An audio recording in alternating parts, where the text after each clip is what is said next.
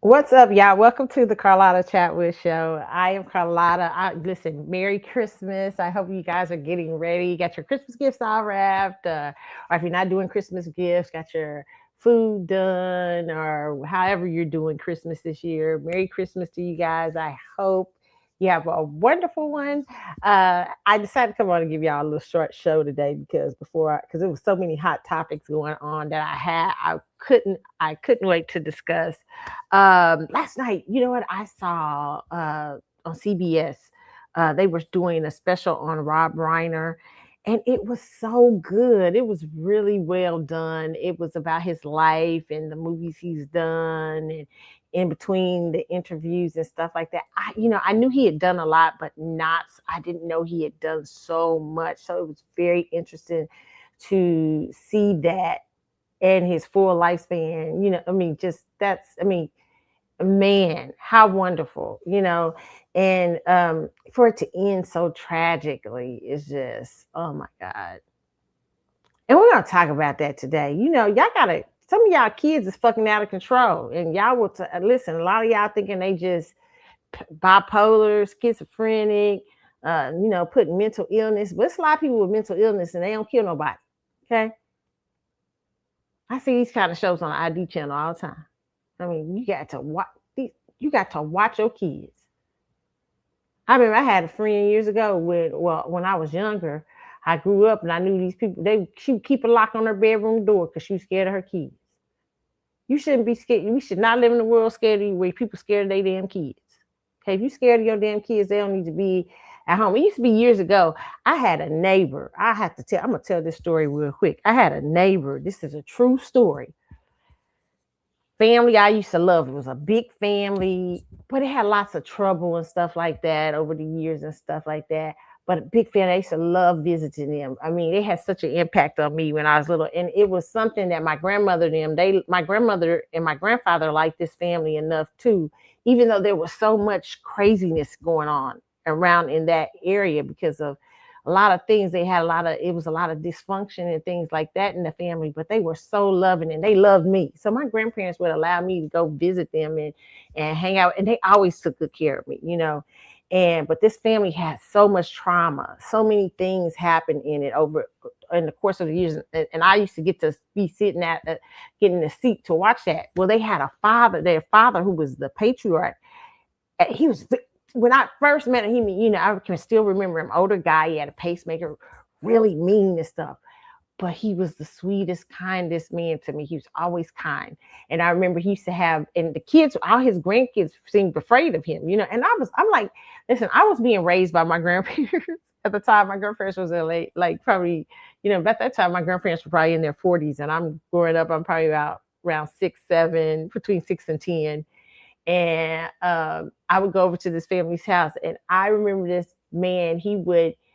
This mean man who seemed so mean and everything. He would be the nicest to me. He'd be like, and his own grandkids, he seemed very like stern and stuff. He'd be like, there wasn't nothing crazy going on. I don't know. I don't know if because I think I was a very quiet child and kind of had in my opinion, when I look back at that version of me, a very sweet spirit. And so I think there was something I would calm in others. And I remember he would just be the nicest. Me and him, I'd sit on the end of his thing and watch television, see what he was watching for TV, with TV and stuff. And he'd tell me, and he had these lemon cookies that he wouldn't give to anybody. And he would always give me some of those cookies. He would give me and he was always very kind to me. But he was uh, a strict discipline, like a disciplinarian to that family, even though there was a lot going on in it, right? Even up under, in my sense is up under his nose at that time. And I remember I was there at the time. I was a young girl, and I was over there, and I was playing because they had kids, but I always hung around the older kids. I loved the older people. The older kids would take me around. As a matter of fact, me and the family, some of the parts of the family are still friends. And one of the ladies, we're still, I still love her, still love the family. And And it was where I was, I got introduced, in my opinion. Like I would hear music in my house because my house was a musical house, but where I really got introduced to the blues and stuff like that. But but this family, one time there was a big argument, and I remember one of the sons used to be troubled a little bit, have a lot of being in and out of trouble and stuff like that. And this particular day, one of the troubled sons came and they were arguing with their father, and I just happened to be there. And I'm sitting there and I'm like, oh my God, because at first I was there sitting on the couch. I can remember it, sitting on the couch, and the son, they start arguing. I'm like, oh my God, what am I supposed to do right now? And the father says, I told you I will not allow no back talk. I will not allow you can't come up in my house and talk to me anyway. And he was cussing, he was loud, the family was screaming, they was trying to, because it's a big family, they all trying, and they all lived in this house. They're trying to get the argument to de-escalate, but it has gone too far. The son has said the wrong thing. This son was pretty troublesome. And all I remember him saying is, I remember he said, baby, get up. And I remember getting up off the couch. And that's older man with a pacemaker. I threw that couch around. And there was a shotgun there.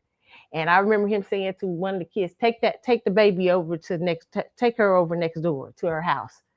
And I saw him bring out that gun. They took me to my porch. I got to my porch. And my grandmother was coming out the door because she saw me coming. My grandmother's opening up the door. My grandmother's going, what is going on? And I said, I think blah, blah, blah, about to shoot, blah, blah, blah. And my grandma said, what? I come out first. My grandma's got me behind her, and all of a sudden I can look from around, and he's aiming this gun down the street. His son is trying to run away. Listen, he shot the shit out of him. He didn't kill him. But he shot him. He said, now I told you don't come in my damn house talking. No, you can't come in my house talking to me crazy. You cannot come in my house. And the family was screaming, crying, and they called the ambulance, everything. I will never forget that. I was like, what? And it was the version of, I bring you into this world, because all your Black families say that, all Black American families say, I bring you in this world. That's their favorite saying. If I bring you in this world, I'll take you out of here.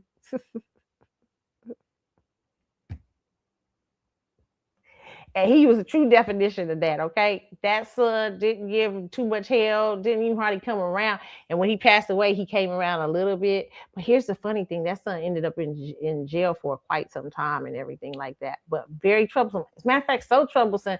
I was like, my grandfather didn't get along. My grandmother didn't get along with this particular son. They were always arguing. He was always arguing with my grandmother, stuff like that. And I said, well, I remember as a kid thinking, if not him doing it, my grandpa was about to do it. But my grandpa wouldn't have aimed to just hurt. I felt like the father didn't aim to kill him, right? And I will never forget that. But that was the Black that in those days, there was a fear of the parents that was different. Parents would literally threaten you if you try to get out too much. I'm not saying that you got to go to this extreme, but I'm saying parents would actually be like, that you ain't gonna talk back to me. You ain't gonna do this kind of thing. You're not gonna blah blah blah. And I'm not saying I don't know what happened with the Reiners. I don't know what happened that day. Everybody it seemed like innocent until proven guilty, even though it seems like we pretty much know what the story is. But it is more of these stories today on the YouTube channel. I mean, not on the ID channel. I see so many stories, even with Black families, okay, where Black families used to have these stories years ago. I saw one story on the ID channel. It's been done in like 5 different versions, and I think I've seen all the versions. But it's about these Black twins who they're serving time in prison right now, but they killed their mother. Who, I've heard so many versions of the story, but the mother was really spoiling them, gave them everything and stuff like that. Times they lived with their grandmother, but they were troublesome from the time they were children. But here was the interesting thing I saw, and I'm gonna let y'all. This might be it's a word today. I don't know if I really got no it's a word, but I just happened to just think about this. But the mother the mother just gave a lot. She would give, overly give. But to me, it's the disturbing part of that. And when I've had seen versions where the friends talked about it, and they said they always thought the girls was overly spoiled, overly doted on, and everything like that. And what I would say to that, and that still don't make you kill nobody, but what I would say is a lot of parents sometimes, and sometimes you can't help which way your kid is gonna go. You can put everything into them, and they still make their own decisions and stuff like that. But I do believe the word of God when it says, "Train up a child in the way he should go, and when he's old, he will not depart from it." I believe that word is for real. Okay.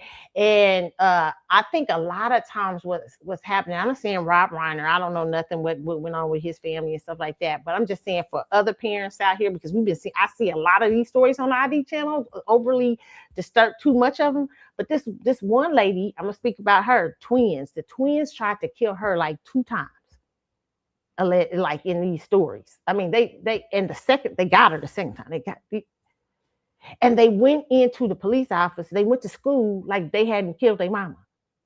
This is black girls, okay? Went to school like they hadn't killed their mama none. And matter of fact, they doing good in prison. I hear they didn't graduated from school and stuff like that. But they in prison, okay? But these little girls were so diabolical. They were sitting there like they acted, they cried, they were sad to find out their mama died and everything, but the police already knew what was up. They were brutal killers. And I thought to myself, how could a mom that was known to be so sweet and kind and everything, how did they turn on her like that? And one of the things you saw is that she wasn't a very good disciplinarian. I mean, from what all the shows I've seen and everything, raising children is no joke. I hear a lot of people say wild stuff. They be saying stuff like, "I just want to have," I mean, like they say to me because I don't have kids. What about your legacy? And what about? I'm like, well, who said kids gonna give you a legacy? Who's that? Who's that? What? You have legacies a number of ways, but a lot of people put certain things on children, and but they don't put enough in them. And it's not even about, let me tell you something, it's not even about the amount of time you spend with children. It's about the quantity of time, like the quality time that you spend with children. How the time that you do spend, what are you putting into them? What are you giving them? You might be a parent with a very busy lifestyle, but when you do sit down with your child, it is a meaningful time. It is a time to give them something, to put into them something. I heard Cicely Tyson say this, and she didn't have any children. And I remember they said to Cicely Tyson, she said, she said something about, I don't believe you should bring children this way if you ain't gonna make it worth it. If you ain't gonna give them the best opportunity to thrive and be themselves, and not turn around one day and kill and stab you up like this woman did, left her children, left her in a bathtub, stabbed her, beat her up and stabbed her up. Okay. And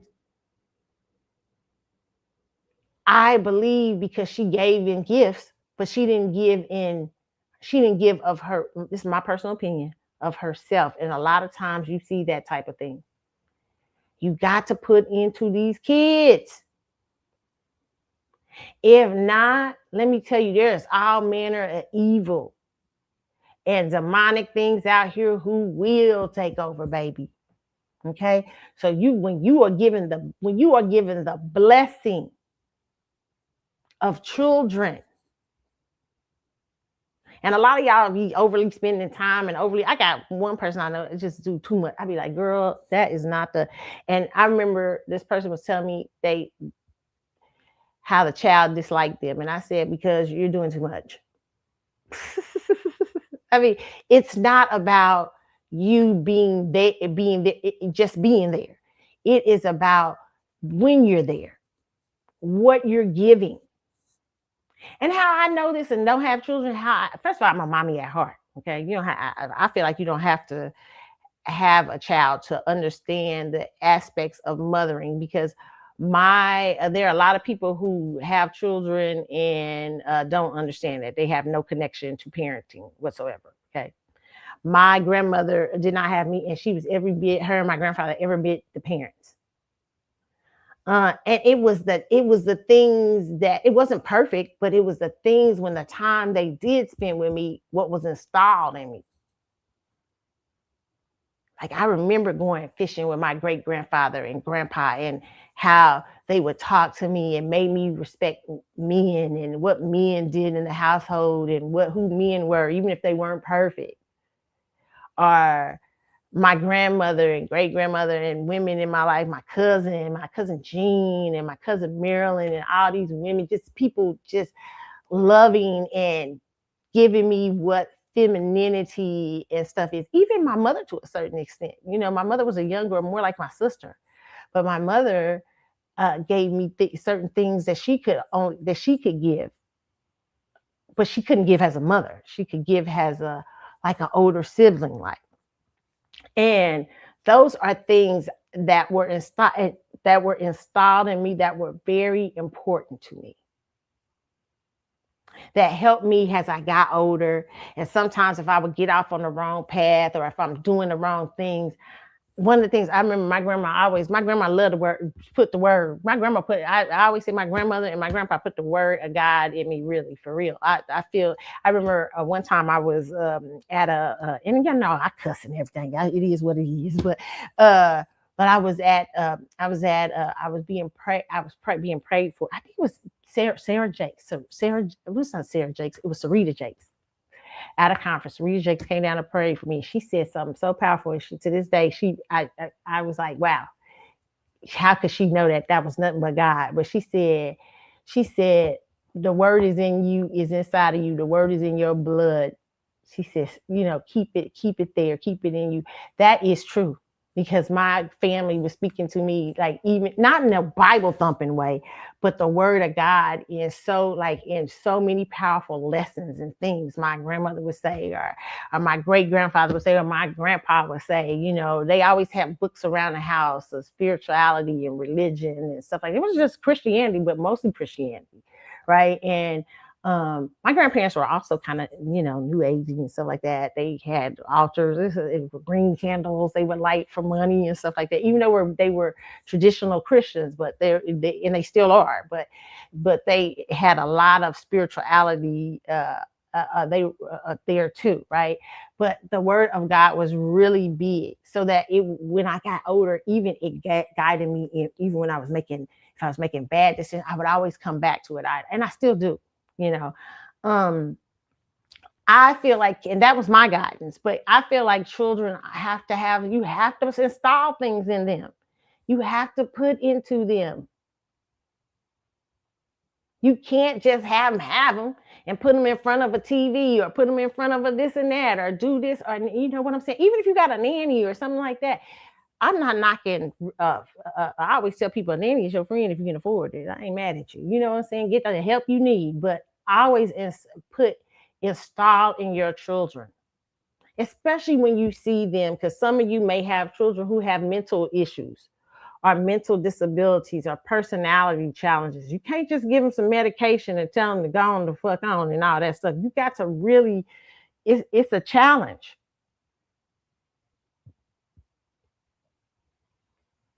I got a friend right now. I'm telling you, I know a lot of people. I got a friend right now who she won't even let her son around her, because he's mental, because he won't take his medication and stuff like that.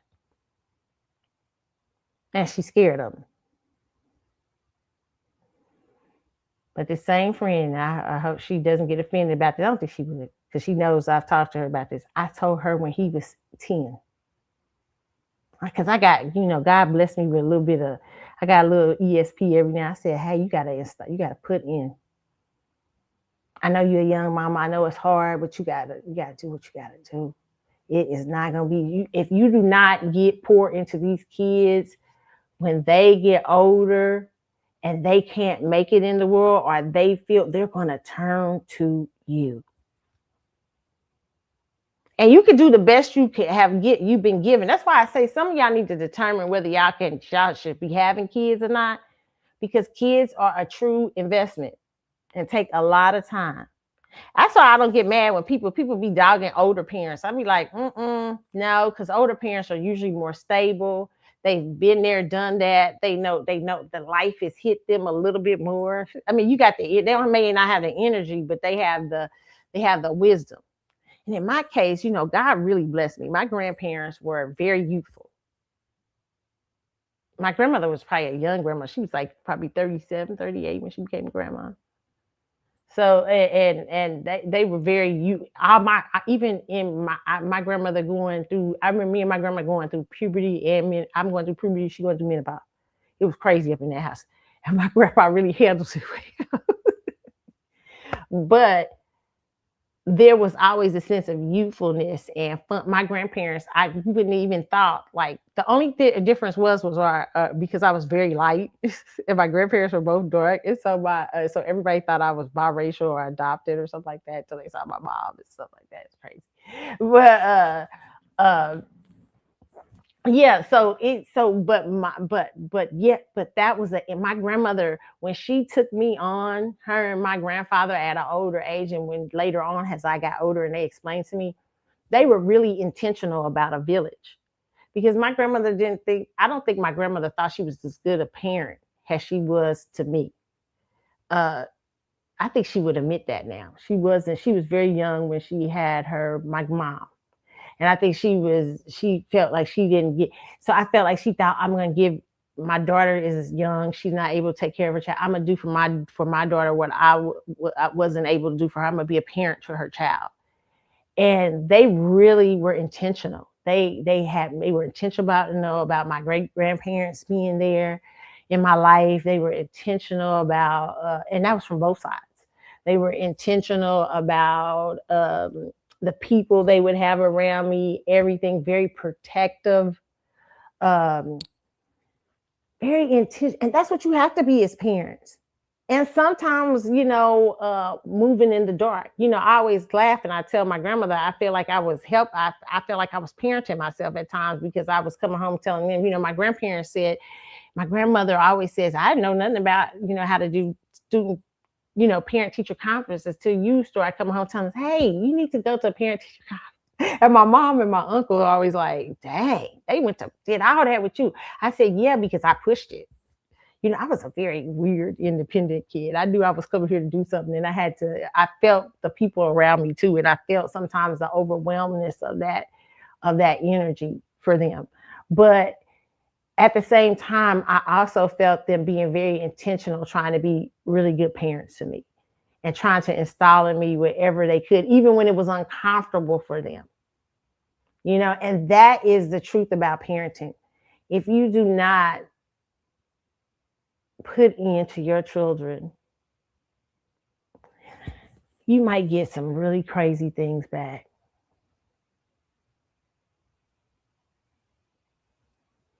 I gotta be honest with y'all, for real. That's the real truth. So if you're planning on one day being a parent, or if you're a parent right now and you're like, listen, first of all, if you're a parent and you got a crazy kid and they crazy and stuff like that, you can't ain't no time to go back and feel guilty and stuff like that. It is what it is. It didn't happen. You have to forgive yourself, love on yourself, forgive yourself for the mistakes, because ain't nobody perfect. Forgive yourself. Ain't no parenting perfect. But forgive yourself if you've had extreme parenting mistakes. You didn't put into these kids. This and that, and now they might be raging drug addicts, raging criminals, and all this stuff. And you have to separate yourself from them because they have become dangerous to you and others. Do so. Forgive yourself though, because when people get adults, you might put them on a road, but when you get adults, there is somebody somewhere telling you, hey, you need to get it together. God always provides a way of escape. I don't believe nobody when they say, I couldn't, there was no way out. Yes, there was. There was way. If you didn't have but one person come to you and say, this is not the right thing to do.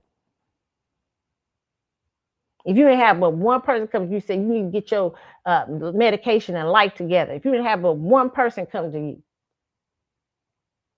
as an adult, you make your own decisions. When the adult years hit, baby, it's on you.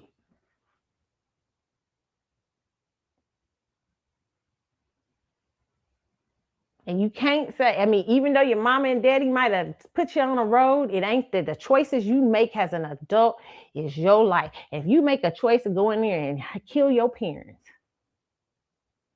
unless they were some extreme, brutal, horrible people, and I've heard situations like that.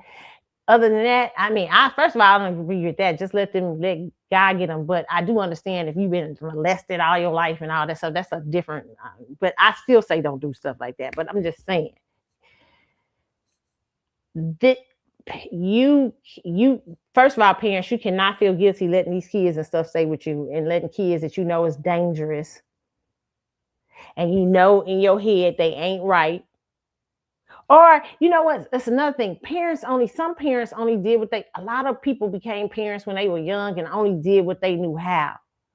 They didn't know how. They didn't know how to parent. They didn't know what they was doing. But they loved you enough to keep you here and raise you. And maybe it wasn't good. Maybe they didn't have all the right things. Maybe some of them got off on certain things and stuff like that. Maybe some of them didn't care. You weren't top priority. And that's sometimes everybody, every parent, you know what I'm saying? But whatever that, whatever it is, and I tell you, every parents and even the best of parents are not always good, good with something. They always have some bad points. Even my family, I would say, there's always some bad points. But for a lot of you, you've been raising that people, you know, you raised your kids and you didn't know. You was like, man, I didn't know. I was young myself. I wasn't good at sending them to school. I wasn't good at seeing when they was depressed, or I wasn't good at seeing when they got on drugs or seeing when they started selling drugs. I was working so much, I didn't know he was a criminal. Forgive yourself, take responsibility, and forgive yourself. But do not let criminals and crazy people in your house that can put you in danger and your other children or other people in danger and stuff like that. That is not acceptable, okay? And you know, very sad. I'm gonna talk about this case a little bit later about the Rob Warner Reiner situation. I'll talk about it a little bit more, but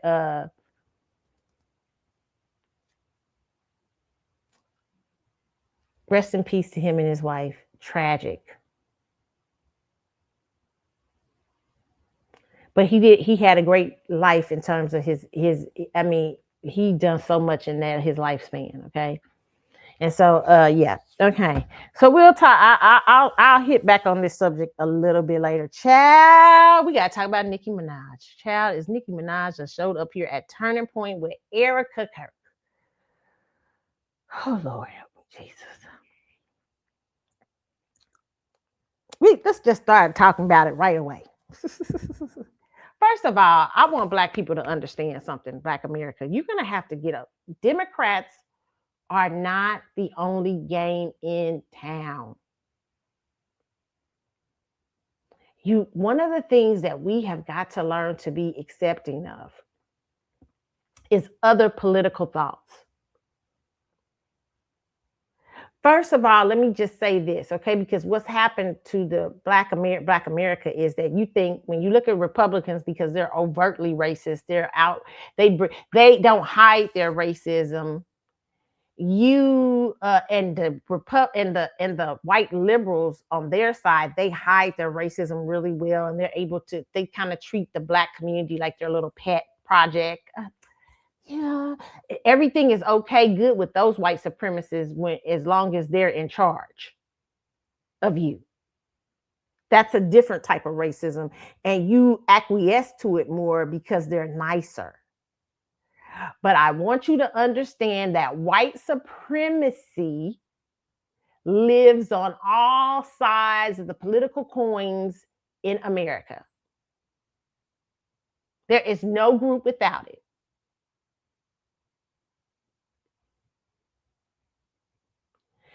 And what we have got to do, in my personal opinion, is become a more emotionally intelligent about racism, and also become more logically grounded when it comes to politics. Yes, politics is personal to a certain extent, but not personal to where you like politicians. Like we're Black people, we feeling people, we feeling people. I always say Black people, we probably a water sign. You know what I'm saying? We feeling, we like, oh, how we feel. You know what I'm saying? Oh, she good people, she good people, she this and that. And so what people have done over the years, especially in the Democratic circles, they've learned to talk lingo that's Black. Hey, girl, yeah, that's why I told him they better be putting this bill in Congress and setting this bill straight and stuff like that. You got people out here who have learned to talk to you and touch on all the things that personally that you like. But they don't be saying nothing, they don't be doing nothing.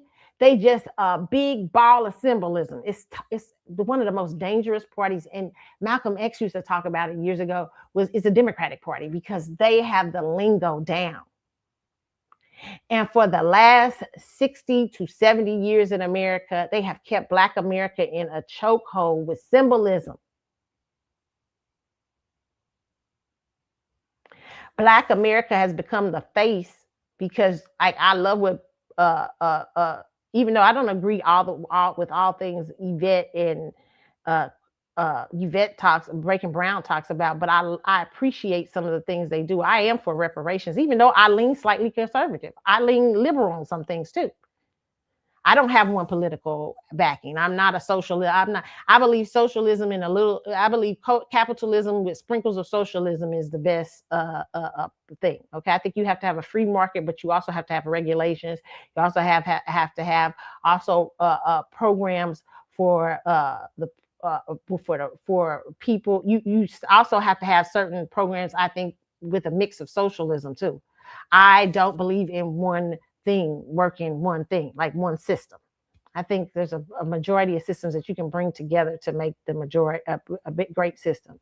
And if America did that rightly, it would be a great place. You know, it's just that white supremacy runs so much of the confusion and things that happens in America. Okay, but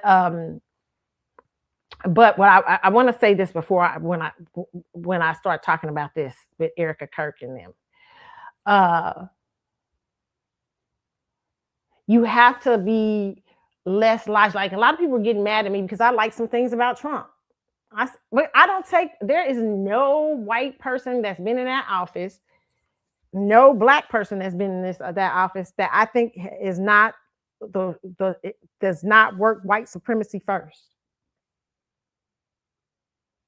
So I don't think of them. I think of them like I think of them like I do the corporation at a job. I don't see them as my personal friend.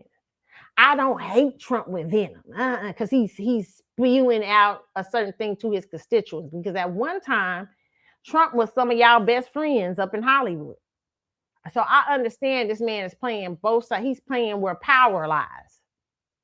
Just like Jay-Z and Beyonce was sitting at their table the other day, back in the day. People play where power lies, and we got to learn to do the same thing. Can't give a damn what these people up here run. The question is that we need to make sure that as Black people that we are protecting our families by policy, and you cannot be emotional about policy. Do you think the people that created that, y'all was getting mad at, y'all spent so much time, the Democrats had y'all spend so much time talking about the agenda they had for Trump. I forget what the name of that agenda was that everybody was going off at, but that's politics.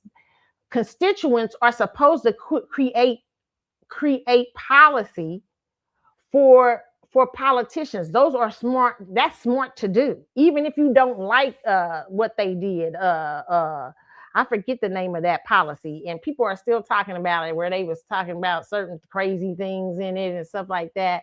I forget the name of it, but that's what's supposed to happen. The Democrats had you out there running around talking about it because they don't want you to create a policy like that, like a policy on the Democratic side for them politicians to adhere to. That group is one of the most out of control, not ran by its constituents. Only certain constituents run that group. They've let them run out of control and do whatever the fuck they want to do with lots of symbolism, they think they can be a party to everybody with no loyalty to anyone. That's a dangerous party. The Republicans, at least you know who the fuck they loyal to, okay? Even if you don't like them. And the reason they loyal to listen, these politicians will break down their loyalty to against anyone if you get the right money in here and you logical about what you want them to do. It don't matter. All of them racist. That's how you gotta think. You can't think of nobody not racist. I don't care who you are. Okay, you here for doing you. I don't care if it's Jasmine Crockett. You are doing the work of white supremacy. You're not personal to me. You don't have to be hee and hey girl and me. That's a distraction. What I need you to do is make sure you in there working policy for Black America, that the things that Black America need, Black America put you in there for a reason. I need you to make sure that you know what you're doing and you doing it. But a lot of y'all have fallen for the girlfriend, Kiki and bullshit. Okay. Just like white people have fallen over there with the white supremacy, overtly white supremacy bullshit that happens on the Republican side, and white liberals have on the liberal side too. But with the Christianity get up. I heard a girl call it a grift, the Phoebe or whatever. She's so funny, but they call it the Christianity grift and the just the overtly white people are victims grift. Okay. They use these. This is what politicians use to manipulate. Okay. So let me just say that. So nobody's political. When I see a person politically on Trump's side, I am not offended by that. I'm not offended when, even though I don't like the Democrats, I hate the Democrats more than I do Republicans. Because I feel like the Democrats have more of a foothold in the Black community without doing anything. They could just talk nice and get away with all kinds of things. We haven't disciplined the Democrats. We haven't spanked them enough to do our bidding. And we haven't spanked the Republicans enough to do our bidding either. Both Black conservatives and Black liberals have not done a great job of making sure that their party, even though Blacks are traditionally, if you talk to Blacks, they're traditionally very conservative. They vote Republican, liberal, because they tend to think that they're nicer to them, but they're just using them as the face of the party. They're loyal to no one.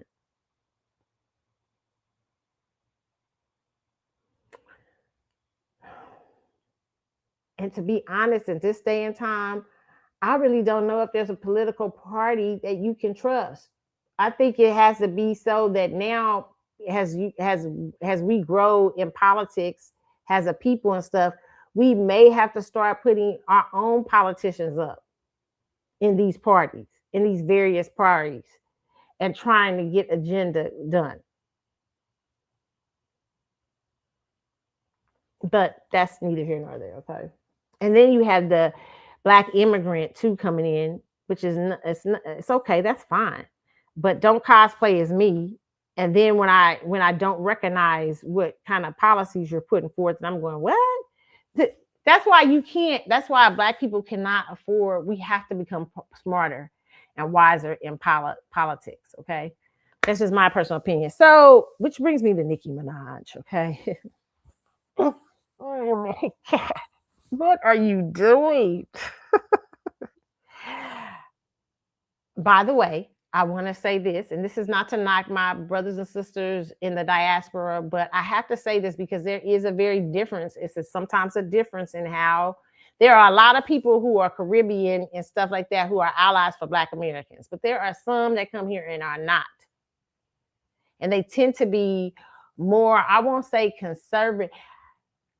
I'd say religion makes them, sometimes people get into religion and it makes them more concerned instead of watching the people, just like Black people tend to sell out everything they believe in order for a couple of things from the liberals.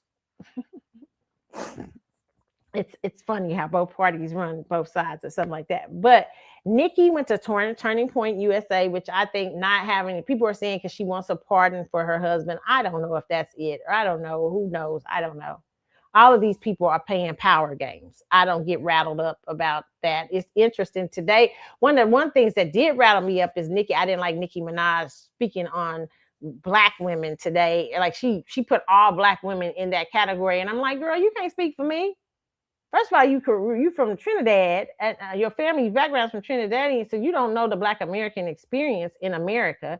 You're speaking from a first generation Trinidadian. You only know what you've seen and heard on television, but we live in it, so you don't really know. You can't really speak for me on that, especially when it comes to standards of beauty and how Black women handle beauty. So I'm going to play this. So first of all, this is it with Nicki Minaj. Let me let y'all see this and put it up here. Um,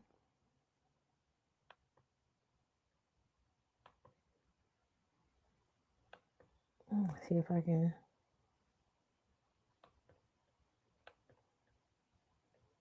Let me see. Do I have it up? Hold on, yeah, I get it.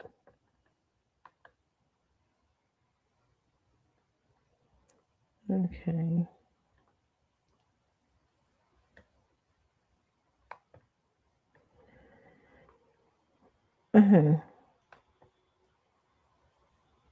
Let's see if we can pull this up here. Okay, so it says Nicki Minaj tells Black women to stop attacking white women. Okay, this is her at Turning Point USA. Mind you, she's sitting up across from Charlie Kirk's wife, who is blonde, blue eyed.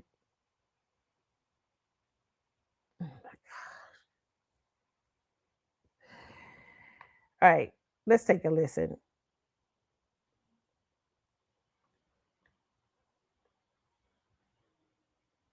Let's see, do I got it up, y'all? Okay, here we go.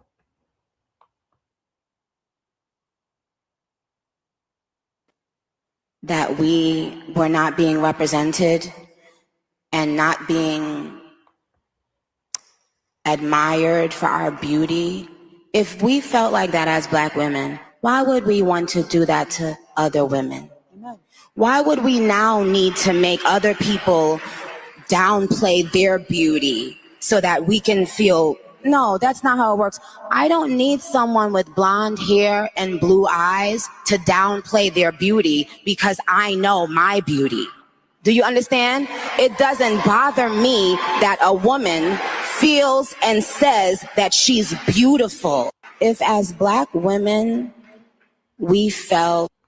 First off, Nicki Minaj, Black, I don't know about Trinidadian women, but Black American women have been attacking. That's what I'm talking about. When you're first generation and you don't understand, you have picked up cultural things from Black America that you've heard on television, that you this and that, but you really haven't taken time to dive into what happened to us culturally, what happened to us in America. Then shut the fuck up. You don't know what the fuck you talking about. You just sitting up here, just running your mouth, and I don't know what you doing. Like it's crazy. It's crazy. What you went there and act like Black women is just sitting around talking about see them blonde hair, blue eye bitches think they out there. No, what we do understand in society and what white women understand very well is that they are privileged. We're not saying they're not beautiful. We're saying their beauty, even for white women, blonde, blue eyes, is toted up as too is toted up as pure Aryan and things like that. Even white women within their community have a problem with the standard of beauty. They're not putting them down. Nobody. What are you talking about? Black women have not been doing that. We haven't. I don't know what you're talking about. And to come over here and to speak about what we went through, what our ancestors went through for the last several hundred years, while Black Americans created the relaxers and shit like that because we were under extreme racism. Yes, Black Americans created the press and curl and stuff like that, pressing combs and stuff like that. It wasn't in our imagination the fucking beauty standards, girl. Shut the fuck up. She's going over there and calling herself a bridge. You not no motherfucking bridge. It's when unsmart people go over and try to be a bridge or trying to fit in. Why ain't nobody put no other white women down? What is she talking about? If anything, we've seen a mockery of our beauty in media.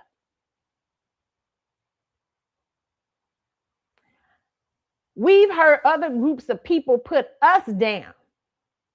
Don't do that.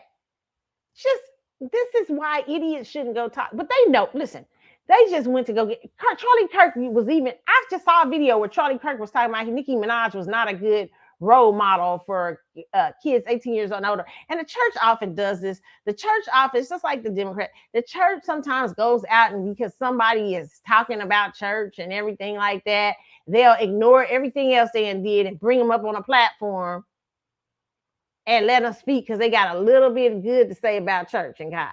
Okay.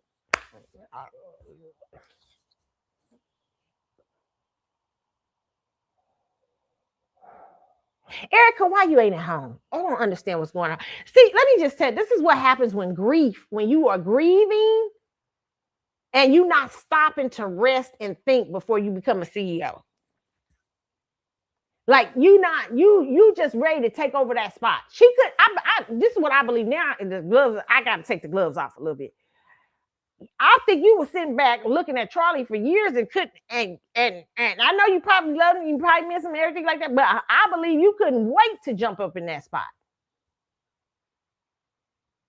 And really, it's, to me, you're making major mistakes.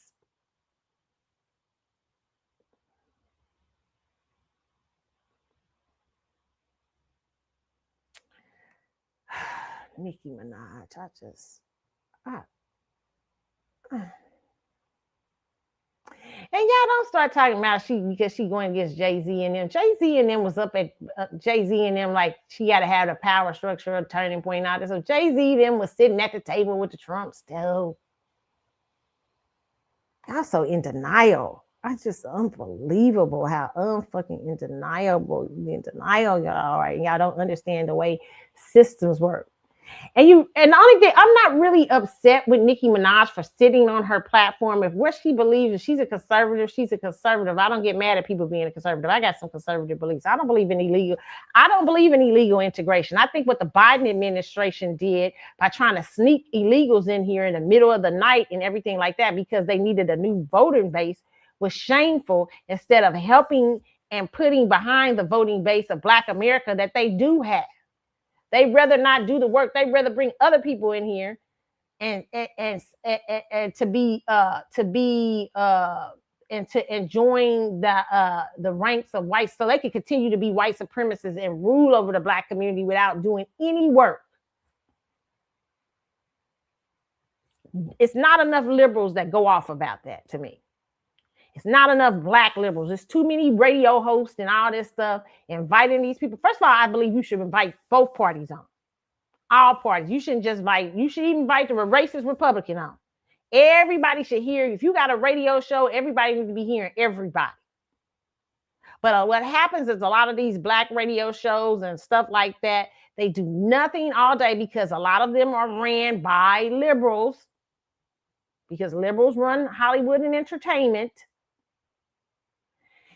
They have nothing. They're feeding you all the same thing all day long from a liberal perspective. And you should hear all perspectives, because hearing all perspectives makes you smarter. Even if you don't like the other perspective. If you sitting around and you telling me all your politics come from Fox all day, then I'll be like, shit. Okay, you just tell me that you hear the slight bit of racism they give on Fox. Okay, even though Fox to me gives some of the best news in terms of news reporting of stories and stuff, I'm not blind to their having overt racism problems on that thing, talking in white supremacy. And MSNBC, the same thing. If you tell me all day you just sit around listening to MSNBC, I'll be like, oh Lord. Same thing.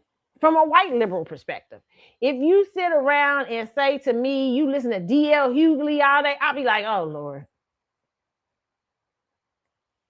Open yourself up.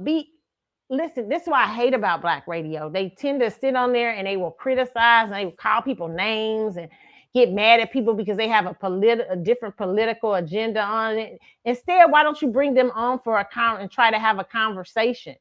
and say, well, why are you thinking this way? Well, what we don't like is this. Or, well, oh, okay, well, we got to understand, even though we disagree to disagree, whatever. But they are not smart. They can't do that because they're ran by other forces.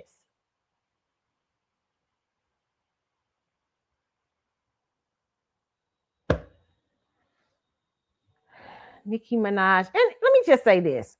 I have a friend that goes over into Israel all the time. And she told me, I remember one day we were talking about persecution, and I was saying, well, I don't know. Israel be doing a lot of wild stuff, so do Palestinians. Both of them do wild stuff. If you really are ingrained in knowing what goes on over in that part of the Middle East, nobody's innocent over there at all. Israel isn't either. But I remember me and her having this conversation. I said, who do you think out of that situation is the most tortured? You know what she told me? She said the Palestinian Christian, because they sit in the middle of both of them and both groups don't like them.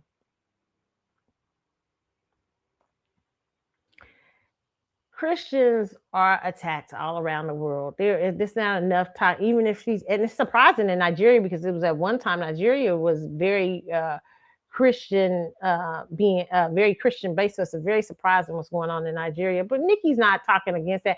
Now, Turning Point USA and all them, let me put y'all on games about white conservative evangelicals and how they move. Okay. They are not all of them, but a lot of them are white supremacists, and they don't like to check racism. Okay. And then we're not talking about the ones that in the 1800s that were abolitionists that helped Black people to put their life online. They were true Christians in the 1800s, 1700s, and stuff like that would help with the Underground Railroad and stuff. Even if some of them had slight racist components and stuff like that, they still were moved enough by God to do the right thing. Not a lot of these motherfuckers you see today talking about they white evangelicals and Christians. A lot of them are they're what I call the Pharisees in the Bible. They are moved by rule of the law, and that's what they hide behind as Christians. They try to look like, I'm probably purebred. Yes, God loves us, and yes, we're against abortion. We're this and that, but they don't go deeper. They don't go deeper they don't know how to minister to people who are hurting or underprivileged. They tend to be like, pull yourself up by your bootstraps, but forget when they've gotten help. They are what I call Handmaid's Tale. On Handmaid's Tale, the biggest problem on Handmaid's Tale wasn't their religious beliefs, wasn't their spiritual beliefs. It was having a sense of religion without love. When you lack love, you lack empathy, you lack sympathy, you start to think only your rules are right. You lack care for the other person. This is how slavery, they was able to hide in slavery. They was able to, in slavery, first of all, a lot of y'all get slavery mixed up. A lot of y'all, when y'all talk about Christianity being the white man's religion, you're wrong. Christianity is a Middle Eastern, Judeo-Christian religion. If you read the history of Christianity, slaves, more than likely, when they came to America, the only reason they probably listened to them about Christianity was because they heard the stories before. Christianity had went all over the world. I hate when people say stupid stuff. And slaves were coming the ones who weren't already here were coming from Africa and other parts of the world. You think they didn't know? We've heard those stories before. And that's why a lot of slaves were able to take their own versions of religion and spirituality. That's why you had a very spiritual woman like Harriet Tubman who said, I'm going to get my people free. Because they knew what the word of God really meant. They knew these white people some of these white psychopaths and sociopaths was hiding behind the word of God, claiming to be Christians, but owning slaves and calling human beings less than human, so they could do evil, but hide it behind good.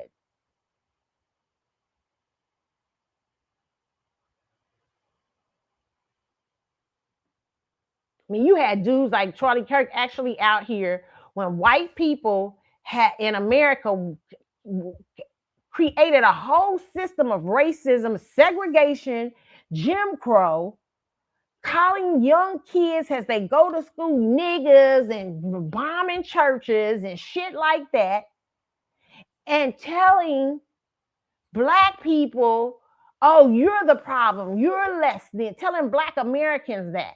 When you went and came and got us to do all the fucking work because you didn't want to do it with your lazy bum asses. Your ancestors didn't want to do it. Your ancestors went and got the Africans. They knew about agriculture more than you. Fuck you talking about. And now you want to stick. Charlie Kirk was up there trying to question a black pilot. No, we might need to question some white pilots because we know y'all get privilege in America. If a black pilot happened to be there, he probably jumped over hoops to get there.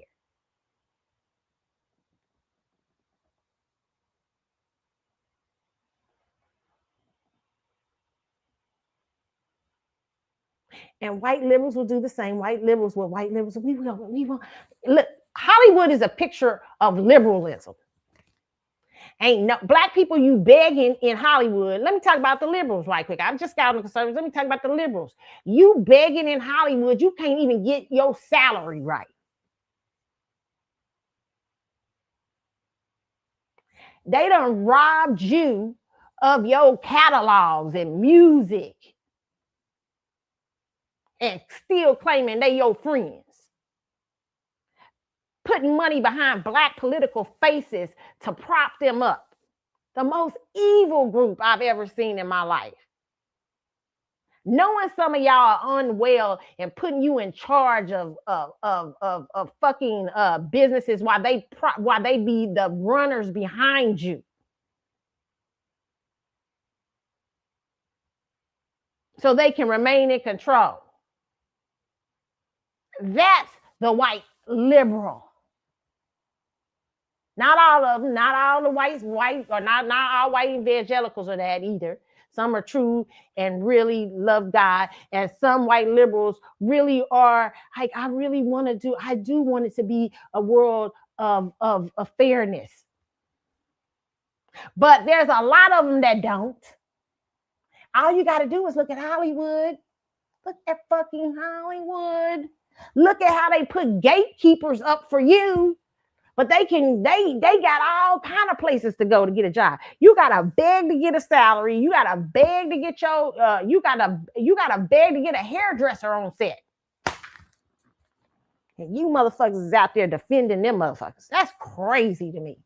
Because you get to go to the parties, a few of y'all. You can look at LA. Look at California and see what the fuck is happening in California. Look at where they are damn near, black people can't damn near live in California no more. Some of the neighborhoods that were traditionally black people have been ran out of, gentrified out of. And part of it is your fault because you ain't had no political smartness. You just been sitting up there voting people in because of name recognition and thinking because they the color of your skin, they really mean you well. And they don't. They ran by the white liberals. White liberals can't wait to get y'all rid of y'all. They already used up your music. They already bought. They own all your music. You in Hollywood, you gotta beg to get. You gotta beg. They can make video. Listen, they making stories about Puffy, but what about a lot of them?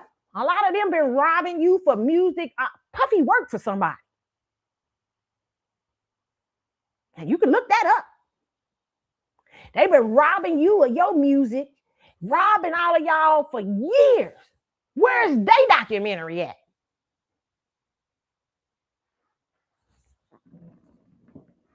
And not to mention how many R. Kelly. We're not gonna start up here. Y'all not. So that's why I can say this. No, I do not like Nicki Minaj here at Turning Point. Well, I don't like some of y'all caping for the white liberals either, like that. Y'all do the same. Y'all look just as bad as her.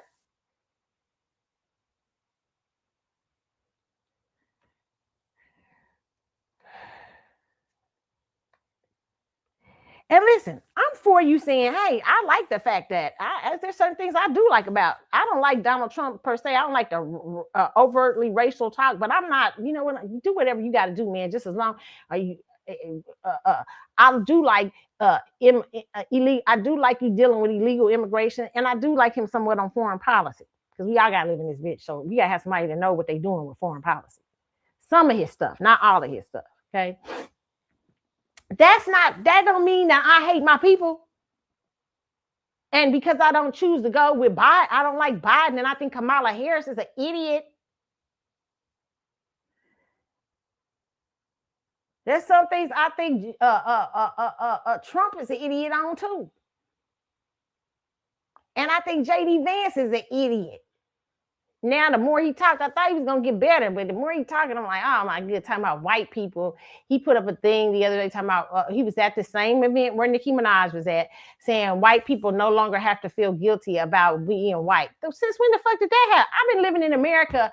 I was born and raised in America. My ancestors been here for over 500 to 600 years. When the motherfuckers start feeling guilty about being white? If they was feeling guilty about being white in America, they was feeling guilty for any of the shit they did, we would have reparations 20,000 times over by now. Guilt produces shame. Shame either produce you'll either put yourself out, like, or you will change for the better.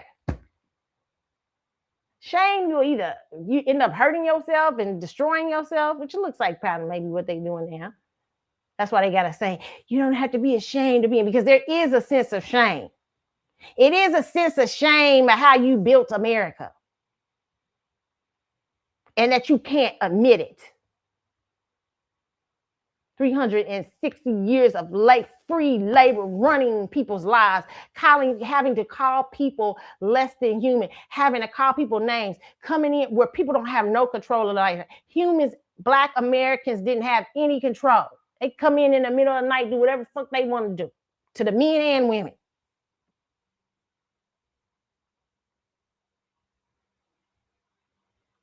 Imagine that. I can't even imagine the horrors that the slaves experiences. We only got books on some of it. Horrific. Yes, you should be ashamed. You should be ashamed of your ancestors. It should be shame, shame, shame, shame, shame. And that shame should produce, hey, we need to do better. Not we need to erase what they did. Oh, we got to erase what we got to act like we don't know. That's what the white liberals try to do. Let's just erase it. What we'll do is go tear down the statues of these people. Hey, yeah. And they make Black people think that's good. No, that's not the good. But keep them statues up, because that shows what you was. Oh, you wanna erase it? Nope.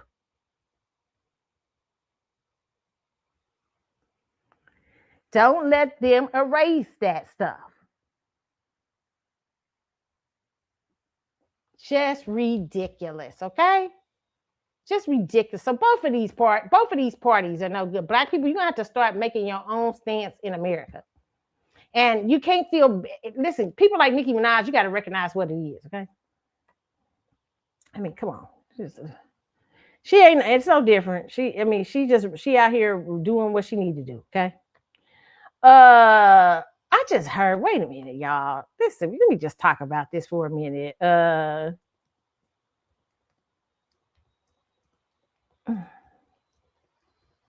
Okay, hold on.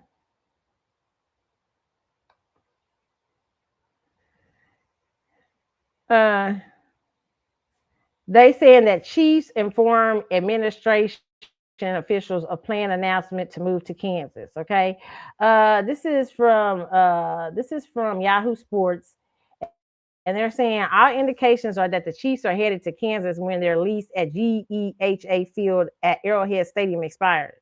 According to Sam McDowell of the Kansas City Star, the Chiefs have informed administrative officials that they are going to announce their move to Kansas on Monday after Kansas Legislative Coordinating Council meeting. The Kansas City Star previously reported that the Kansas Governor Laura Kelly plans to make special announcement after Monday's meeting. Chiefs owner Clark Hunt and other team officials are expected to attend Monday's LLC meeting. Let me just say this in the crookedness of all of this, okay? Jackson County, where the Chiefs are housed out of, is a predominantly Black. It used to be a predominantly Black county. It's now being gentrified, but it's a predominantly Black county who has taken the weight of that team for years. So they vote against you motherfuckers not to build a fucking stadium. And you go to the richer, because Kansas is becoming a lot richer and engrossed in itself. It's becoming a different thing. It's a lot of one of the most wealthiest counties in the United States is in Kansas. The people of Jackson County, Clark Hunt, could not even hardly afford to go to some of the games. This is how these motherfuckers work. I almost want to throw my Chiefs jacket away right now. But I'm a rep Kansas City. Hideous. And I say hideous to the Hunts too. They cheap asses. That's why Patrick Mahomes is got his leg messed up right now. And if Patrick is smart, if they don't get no O-line, I'd be looking at another team. Shit. But I don't like this. I don't like, now Missouri has lost most of their teams. Missouri, St. Louis, predominantly, again, Black areas, poor areas that have footed the bills for these teams, lost the Rams years ago. And now Missouri, on the Missouri side, the Kansas City Chiefs are going to lose the Kansas City Chiefs. It's shameful. And then here's the deal. The Royals might have a little bit more leverage because of Ewan Kaufman. Back in the day, Ewan Kaufman was a very, they're going to lose the Royals too, probably. And shit, who was a case of Ross, okay? When Kaufman was over it, it was different. Kaufman put so much into, I don't know, I haven't heard the Hunt's name like I had Ewan Kaufman when Ewan Kaufman owned the Royals. Ewan Kaufman used to put so much into the Jackson County community back in those days that, you know, and you can't ride off of Ewan Kaufman because the new owners don't do that. But Ewan Kaufman, even when he died, he tried to set up something where Missouri never lost. That county never would lose the Royals. But now they've tried to set something up where they do. And I'll just tell you this, eventually I think they'll eventually move the Chiefs probably out of Kansas too, because it's just funny. It's funny stuff. But maybe, it might work. Hey, I don't know. I mean, it's a wealthier county. They're going to get a dome. They're going to get all these things. And Missouri, listen, Missouri, I blame the Missouri officials. They should have come. You know what Jackson County is. You know all the things in the Missouri area that's needed. And there should have been more pressure to making sure that people understood that. And Missouri gets you would have got a lot of tourism and things like that from building that dome or building something out there, stuff like that. Kansas City tends to think small. Now, the wealthy, there is the more wealthy side over there. I knew they was going to win out. But it's sad because I didn't hear the Hunts name at all. I ain't heard the Hunts giving away scholarships.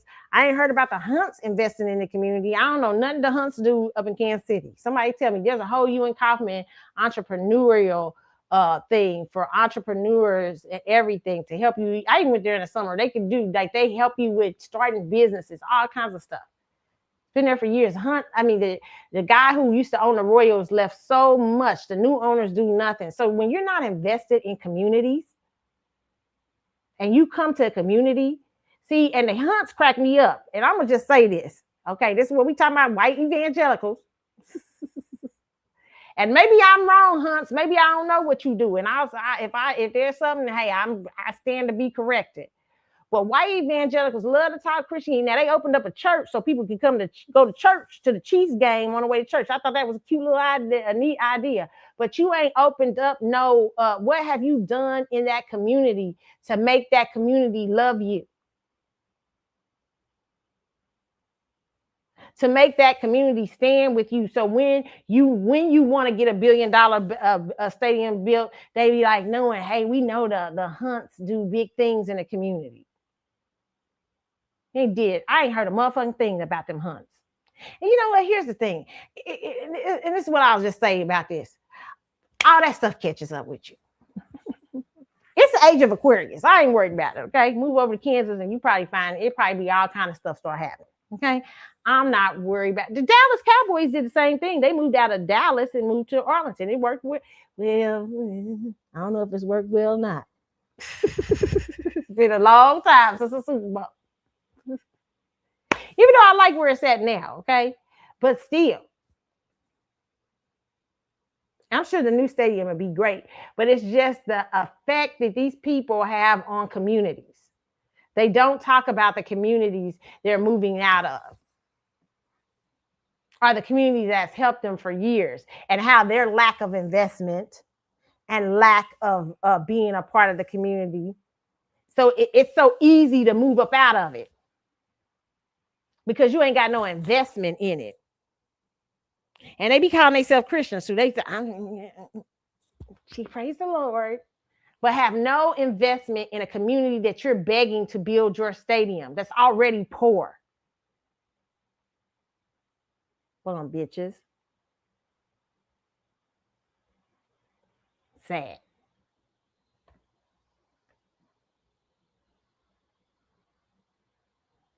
I mean, they had 3 to 4 Super Bowls. If you took 50 years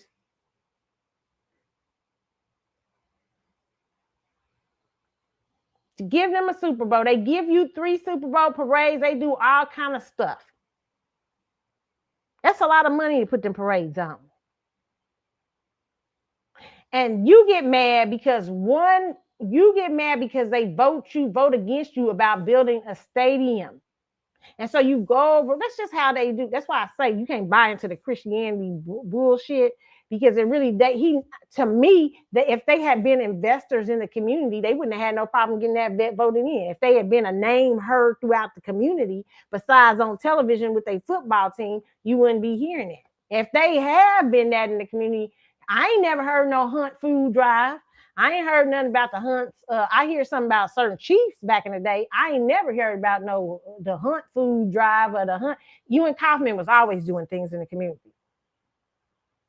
That was one of the great owners for the one of the probably great owners I've ever seen. Ewan Kaufman. He did so much. I don't know what kind, but he paid so many kids' ways through colleges. He took like 6 or 7 years of kids in one school and paid their way through college. Go anywhere they wanted to. I mean, his name was synonymous at the time in the community. Now, since he's died, that was during my time when I was young. Since then, there's been new people taking over, and you don't hear that shit about them. How you think somebody gonna come do through and help you when you don't put into community? You reap what you sow.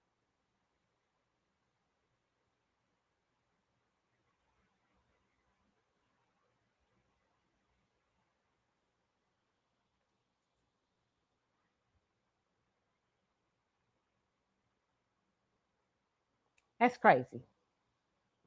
But that's how it goes. That's how life goes. In Missouri, let me just say this. You got to get out of the mediocrity game.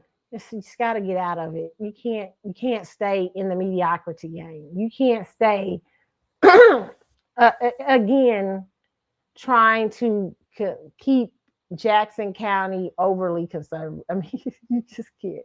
Even though it's a majority poor community. You got some pockets of wealth in Jackson County.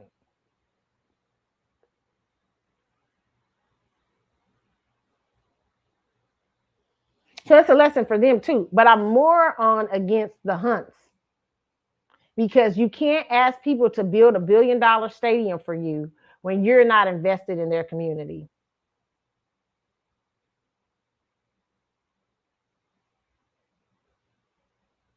And being, spiritual, I think you would understand that shit. Like, damn, like, you gotta be like, you gotta invest in people and things. It's so many people out here, especially I even see this in the entertainment business a lot. Like when I was watching Puffy's thing, I was like, but even Puffy got that a little bit, because Puffy was spiritual, even though he was evil sometimes, but he had spiritual elements to him. And Puffy would try to go. He sometimes uses thing, he was sometimes a giver back. Let me tell y'all something. You can't ask communities and things there's show business. See what happens let me just tell you, even in the area of sports and stuff like that, what happens in the areas of entertainment, they get a lot of worship in those entertainment areas. Sports figures, sports athletes, singers, dancers, and all this stuff.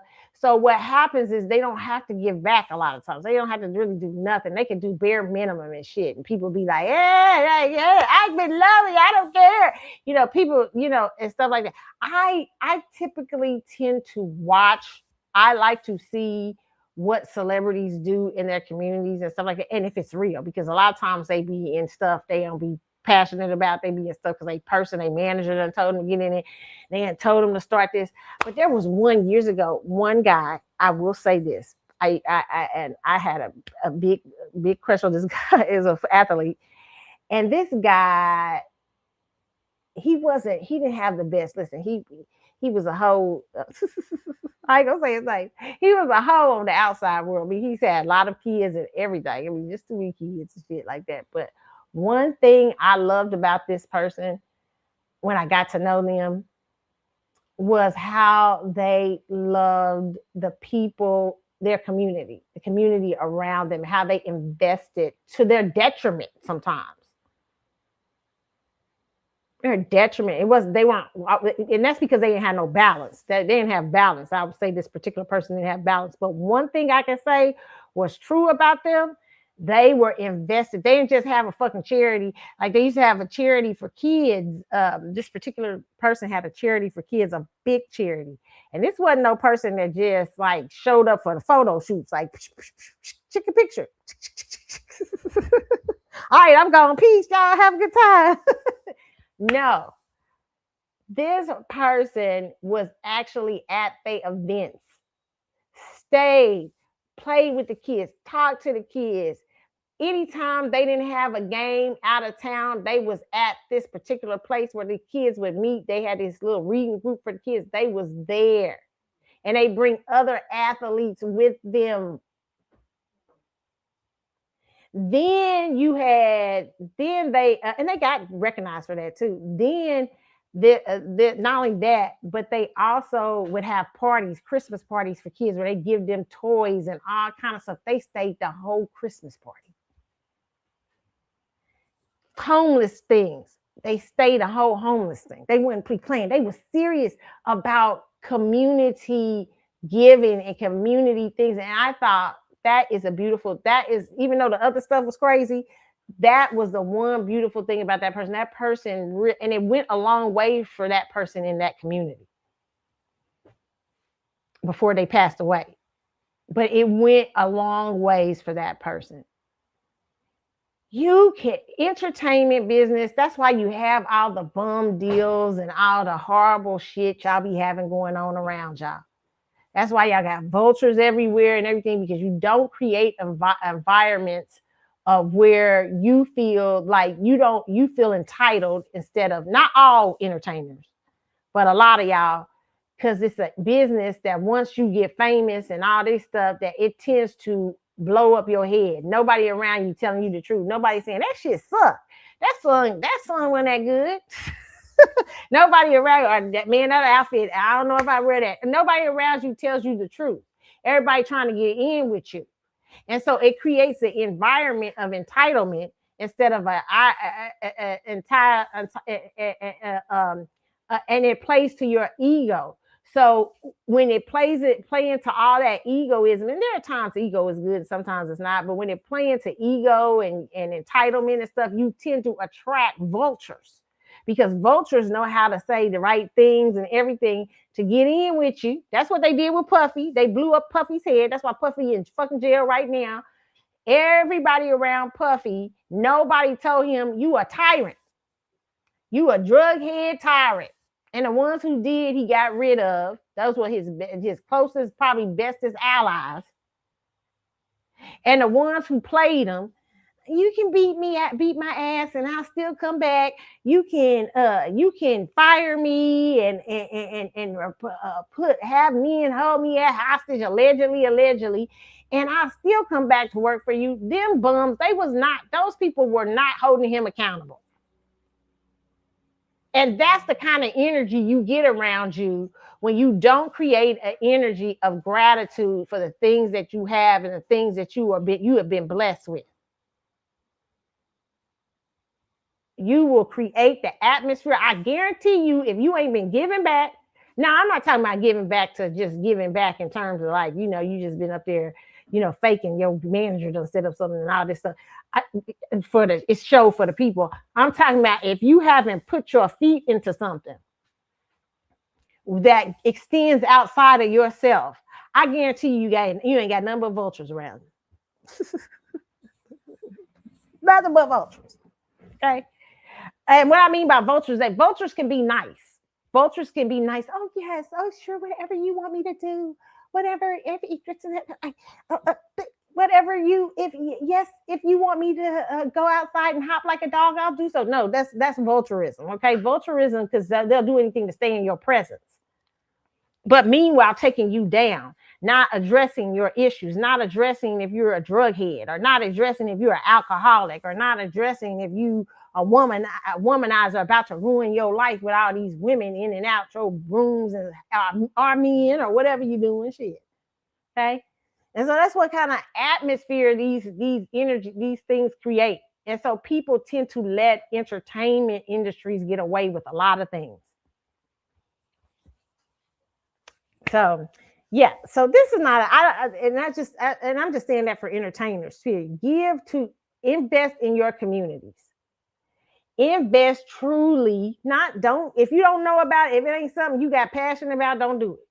But find something that you passionate about and that you want to share, or that you want to help to create a sense of gratitude. That's all.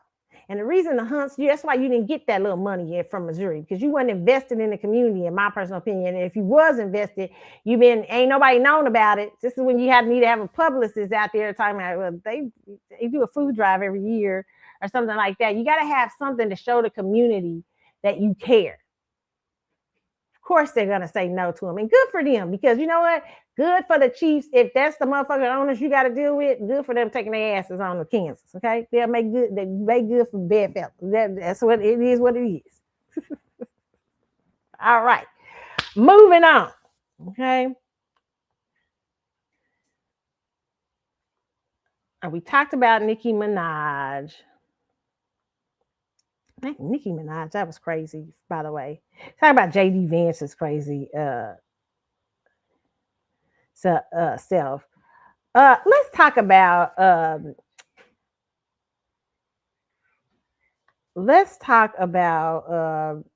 getting mad at Dr. Bryant because what Dr. Bryant was wearing. Dr. Bryant look good. I don't care what y'all say. Dr. Bryant, whatever y'all say about Dr. Bryant is fine though. I don't agree with everything she say, but she fine. She cute. Okay, she cute. Okay, and so a lot of y'all was mad at her. It was a girl on here. Let me show y'all who was person. Let me put it out here, y'all. Let me see. Okay, if I can put it up. Okay, so there was this is Ming_unfiltered, who had something to say about Dr. Brian. I don't know if this is a thing that y'all doing talks and stuff on with y'all head bonnets on. I don't know, but that ain't the way you come for Dr. Brian. I don't think you come for Dr. Brian with a head wrap on. But let's take a listen what they say.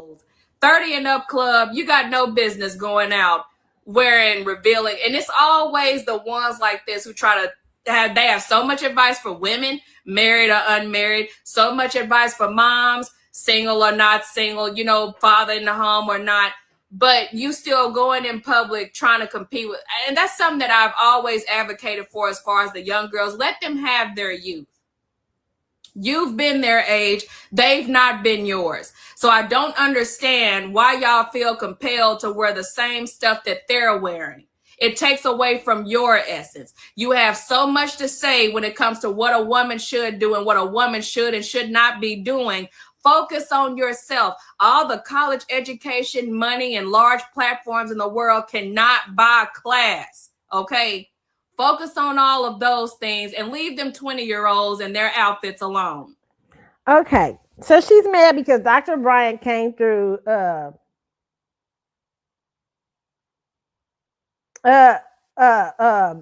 she's talking about Dr. Bryant had a see-through outfit on, and while I may not have thought the outfit was that cute or whatever, I'm not against Dr. Bryant is a full grown ass woman. Grown ass women is who can wear outfits, sexy out. She grown. She grown. She's in her. What Dr. Bryant in her late 40s or 50, and look good. Okay. Look, lady, no offense, but you sitting on the internet in a bonnet trying to tell Dr. Bryant how to fucking dress. Are you we serious right now? Can we?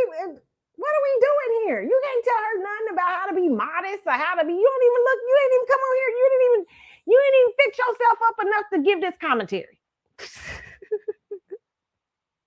How you gonna? How you gonna tell? And her, they coming for her in her comment section. I mean, ma'am, they come. They like, who said she was competing with anyone? They like, real easy. Look at the young lady speaking and look at the beautiful lady in the picture. Exactly. Boy, stop. She looking good. The only thing a woman has to do is whatever she wants. I for one am not competing with young girls. I was competing with Father Time and was on his favorable side. I'm for children in and not have a stretch mark, belly flops, and whatever. I do need to work on get it flat, but we in there. That's why we do it. Okay. These same women supporting her wearing this trash outfit were the same ones telling me not to get excited about the Gamma Jordans coming out last week. Oh, whatever. I don't know what they're talking about. Not one lie was told. Somebody said, I totally disagree with your statement coming from a woman 40 plus. We look just as good as 20-year-olds without even trying. Listen, but here's the thing. There is no competition. Who told you that there's a certain outfit that 20-year-olds wear? Who told you that? I mean, we do know that there is an outfit. We try to keep teens and young people dressing in a certain way till they reach a certain age of maturity. And then they can pick clothes that more reflect who they are and stuff like that. We don't want them dressing too revealing and things like that when they're young. But talking to a full grown ass woman about what type of clothes and what's age appropriate and stuff like that, how the fuck what is age appropriate? What Dr. Brad had on when I don't know what you're talking about. I might not like it, but what are you talking about? What is age appropriate? What's 20-year-old something? Because you look like you done gave up, sis. You on the internet with a bonnet. And you mad because Dr. Brian ain't gave up. Dr. Brian's still out here being fine as she want to be. A lot of women, let me just say this, okay? And this is not to dog her and stuff, because everything has its place and everything has its, and there may be some women who are in competition with younger. I don't know. But let me just say this, okay? Let me a lot of women, what's happened is not that you trying to sit, and I used to see this sometime in churches all the time. A lot of them mothers and stuff have just given up. A lot of times what happens is that they just done got into, they tired.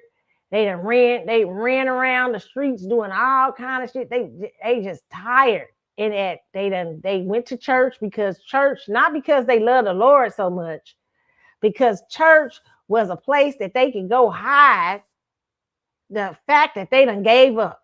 So what they do is become overly religious and overly this and that, and they hide behind that. And really, it's just, I done gave the fuck up. I'm tired. I was a hell raiser in my day. I did so much hell raising that I'm like tired. I'm coming to church for some solace, some peace of mind, and I just don't want to do the work no more. I'm tired. I don't want to go to the gym. I don't want to do nothing. I just want to eat some fried chicken. And Jesus, I want to use you for a coach. And Jesus, listen, that's what Jesus is. The Bible says, where I'm weak, when I am weak, he is strong, and all this stuff. That's what God is supposed to be crushed to lift you up and everything, but not that you hide behind. A lot of people, y'all don't have no love for God. Y'all ain't got no love for Jesus. You hiding, you Sadducees, you Pharisees and Sadducees. Sadducees, some of y'all too wild, some of y'all Pharisees, y'all too so heavenly minded that you know earthly good. Okay. And a lot of you just mad because Dr. Bryant ain't give up. And she's a reflection on you. You like, listen, bitch, I'm 50 something. I just want to sit here with this bonnet. And I don't want to do what you do. So you need to get old like me. You need to be like me. But let me tell you something, lady. There is a story of a young lady who jumped from a building in New York City, 29 floors to her death, because she was one of the reasons she was afraid of aging.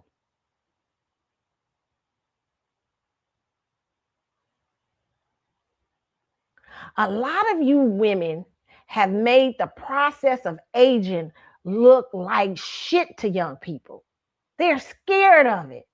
They don't embrace it because motherfuckers is around here just done gave up on themselves.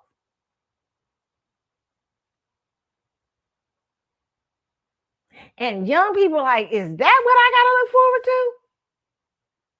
And they don't understand that life, they growing up too fast, they doing too much shit in their 20s and 30s, and they don't understand that a lifespan is a full, if God blesses you, it's a full life. You can live something, the Bible says 70 score times, I forget 70, which is like 70s and 79 is grace, is God grace. But nowadays, people are living till 90, 100. And they active in it. Lifespans have grown. So when you 50, you technically might be 40, 45 years from your death date. So you got a lot of life to live, baby. And you going just because you done gave up at 50, walking around here in a bonnet and done gave up on your looks. I won't say weight because some women carry weight and it's beautiful on them. But some people, you done gave up on your health and your weight, you diabetic.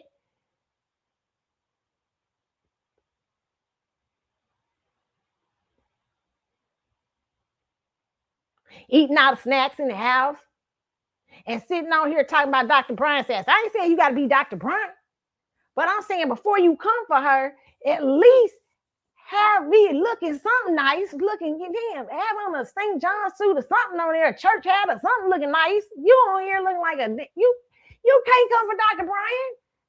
And there is nothing about you that encourages young people to age. And do it with grace and class. Dr. Bryant does that. Some young girl looking at young Dr. Bryant saying, oh man, is that what I can look like in my 40s and 50s? I know that's right.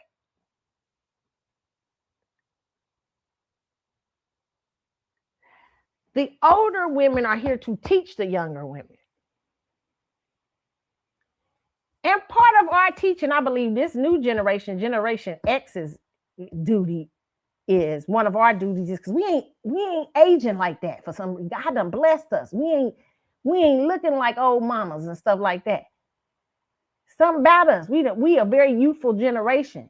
So we are teaching this generation. Now, some of us is out of control and stuff like that. I get what you're talking. You need some balance. But I believe that some of us are teaching. I got y'all, my thing is ringing. Hold on, y'all. Let me get this thing so I can get it down so y'all won't hear it in the background. Hold on just a minute.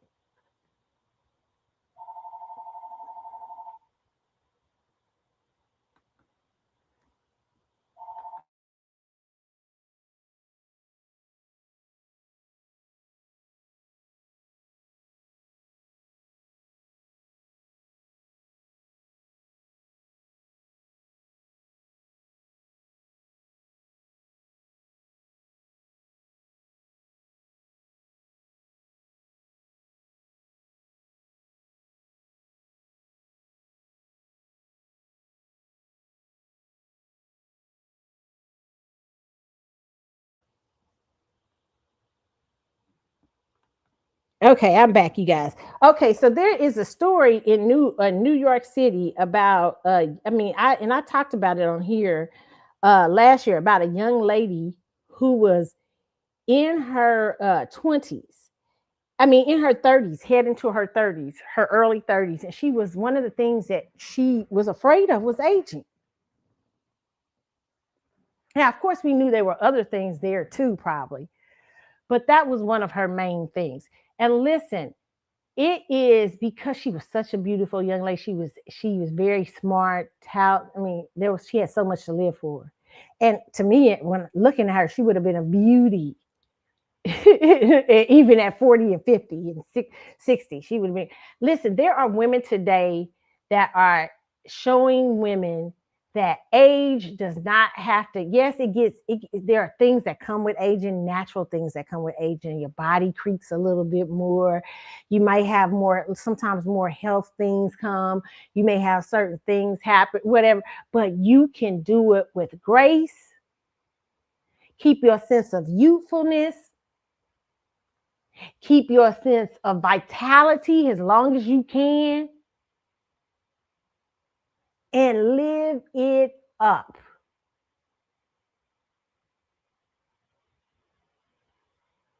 For you women who have given up on life and you in these places hiding behind church mama dresses and church this and that and all this stuff like that, really find out if it's really you having a spiritual experience with God, or you are really just done got so to the point you done gave up on life and you hiding behind God, because God knows the truth. Okay, there's a big difference. That's why the Bible talks about people having an intimacy relate. They say that people will say in the end times, well, Father, God, didn't I worshiped you. I did this. I did that. I did this. And he said, depart from me. I never knew you. Depart from me. I never knew you. That means, and knew, that word knew, if you know anything about it, it's like it deters about intimacy, that he didn't have an intimate relationship with you. A lot of you are hiding behind a lot of stuff out here. Some of y'all even hiding behind marriages and stuff like that, and kids. I had these kids and these I'm married now. And women, listen, I'm going to really talk about, because they're talking about now that women, listen, you're having years taken off of your life due to overly investing in marriages and everything. So you're going to have to invest in you, or your family will lose you early.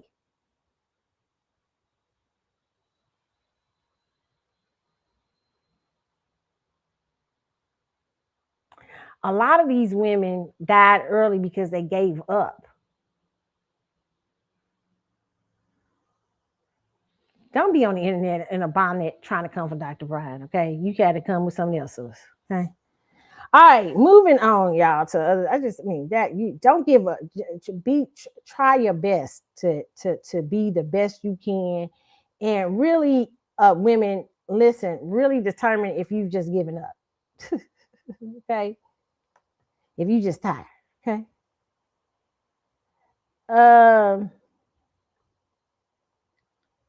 Let me see who's next. What I want to talk about, y'all. I got so much I wanted to talk to y'all about today. I'm trying to get to it all, y'all.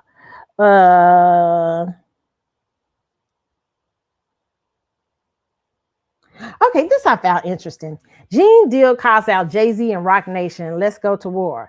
Now, I put on my commentary, I don't know if Gene is on the Facebook page. I don't know if Gene is telling the truth or not, but I will say this. We got people out here getting degrees, smart, no street activity, and we never see them in charge or running things in show business. It's always a former drug dealer. At least that is the narrative put forth. And I told you I was going to discuss it on the next. And I've discussed this before on the old podcast, okay? But let's listen to Gene Deal. This is from, let me see. This is him on Pulse. And let's hear what he has to say about this whole thing about Rock Nation. And it's allegedly fair use. Hold on. And Desiree Perez, all them people got dirt under them, bro. You understand? All them people got dirt on their fingernails. Jay-Z got dirt in his fingernails. You understand? Jay-Z was messing with young girls from our block. Tiring them. I'm putting it out there. You know what I'm saying? I'm picking a side. Desiree, husband, was a former drug dealer that she turned on a whole cartel. All of them got dirt on them. And 50 got their dirt. You understand? 50 gonna know they dirt. Because 50 got investigators, he got people that's in the street. So if they go at him, listen here, I deem him like myself, 10 times the normal man. He gonna do what he gotta do. And the whole thing about it is they trying to retaliate on him for something he did to somebody else. I feel that it's something worth seeing. It's something worth coming around, because all that shit is about to fall. All that shit that we seen in the industry, these demons want to have sex and turn little boys into little girls into little boys. That shit's about to go out the window, bro. And we need to start speaking up and talking about it. We need to stop all this crazy stuff. I ain't got a problem with it.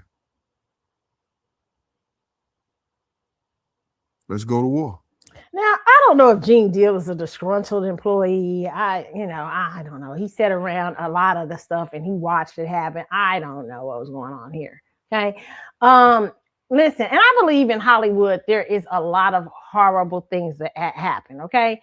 But what I will ask is this: we have young kids, older people, all kinds of people every day graduating from college with bachelors and masters and MBAs and all kind of things. Yet, all I see in Hollywood, the choices to put up front are non-educated people. No offense, I'm not trying to be funny, but I mean, I'm not saying that non-educated people can't be smart and brilliant either. But I'm saying that sometimes that takes a lot. A lot of times they're self-taught and self-disciplined. They weren't drug dealers in their early years. Drug dealing does not teach you how to run a corporation. Don't believe that bullshit. It may give you some insight into some levels of entrepreneurship, but it takes a lot more to run a company. Okay, so we gotta start asking ourselves now. Diddy, at least with Diddy was an executive first. Okay, Diddy was going to Howard University and went to private schools, and so Diddy's narrative is not the same as Jay-Z's and other people's narratives. Okay, but but he still didn't finish school. But with the issue that I'm having right now is that the typical people that we're seeing run musical, you cannot make me believe that Jay-Z's dropout ass, who was allegedly running around, I don't know how he had time to study business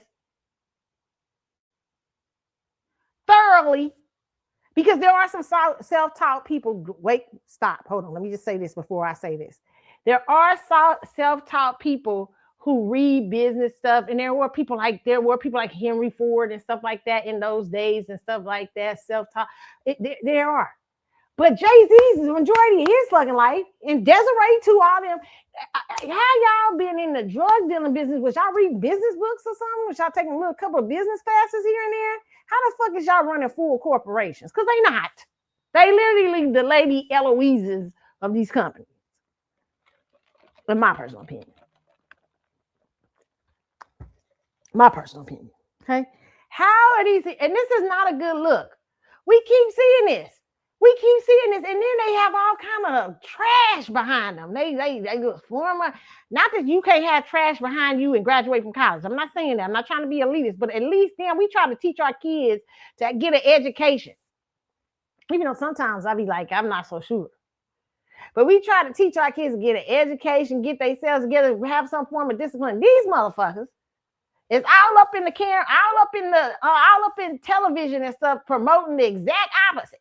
They ain't even got no college. They just up here running around, and suddenly you running Live Nation, you running Rock Nation. You the head of the production for the halftime at the what is it? At the Super Bowl. We never have no guy that's an executive. He graduated, Black American executive, Black American, that's important. Black American executive, graduated from college, got his MBA at this place, got his this and that, and he's running that's something that's believable.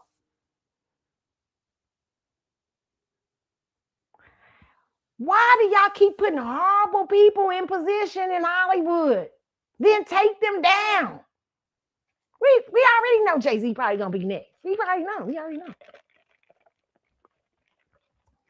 That's why he been quiet for the last year and shit. He's like, shit, let me pipe down. That's why he's trying to get a house allegedly over in Europe. I don't know. Shit. She trying to do the Russell. And I don't blame. Did Russell have an education? Russell started out an executive too. But Russell, I don't know how educated Russell. It's a little bit more believable because of Def Jam. Then he went and got people to help him with Def Jam. My thing is, why don't we see more people without the street vernacular in running these businesses? Everybody got the same story. 50 Cent shot 9 times, former drug dealer. You can't make me believe 50 Cent is ending up here running a corporation. I don't believe that shit whatsoever. Okay. You can't make. He's the face of somebody. Okay. You can't make me believe. And I would believe it if he didn't have the background. He says he was allegedly a former drug dealer. So you didn't have time. I don't know if you had really time to be. You was running from the law, trying to keep yourself out the law. Did you have time to sit down and read some books about businesses and learn how to run corporations and stuff like that? I don't know. I don't know if I believe it. And they're trying to sell these narratives to our young people. You can be a mogul like me.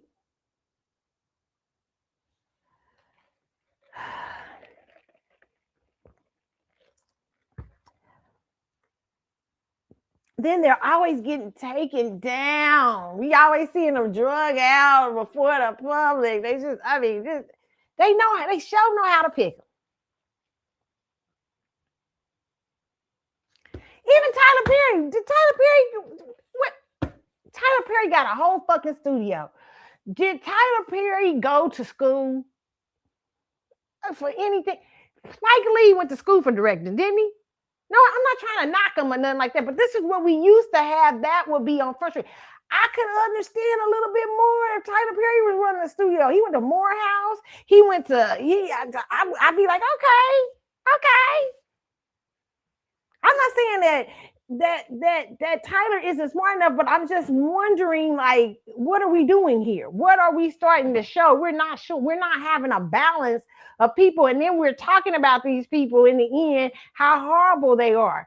So my question is, what the fuck? I know there's some bad white people out here too. It's a bunch of bad, but listen, none of them, even Brad Pitt and all of them. I be looking at all them that's over on that side. George Clooney, Leonardo DiCaprio, and all them. None of them got Rock Nations and Live Nations and all these things. None of them. And they got great power in Hollywood. None of them. Why? What is going on around here? And we got people like, we got Jay-Z up here, got like a whole damn agency, sports agency. Now, you mean to tell me George Clooney and none of them didn't want to go in the sports agency? You mean to tell me ain't none of them white people over there, them rock and rollers, and none of them want to run other businesses and run management companies and shit like that? This is something strange going on here.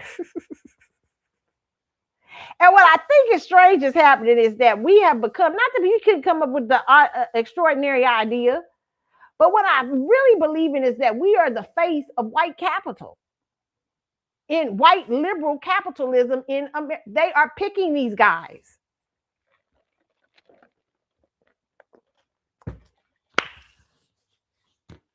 And they're not picking people who have a sense of integrity or anything, or who look like they went to school or went this. It's almost like they want idiots up there. I don't know. I'm not saying they're an idiot. I'm just saying they kind of giving me this idea. And it's like they're trying to create a social engineer idea. That's why we got so many young kids today wanting to rap and sing, and some of them, they ain't really rappers and singers.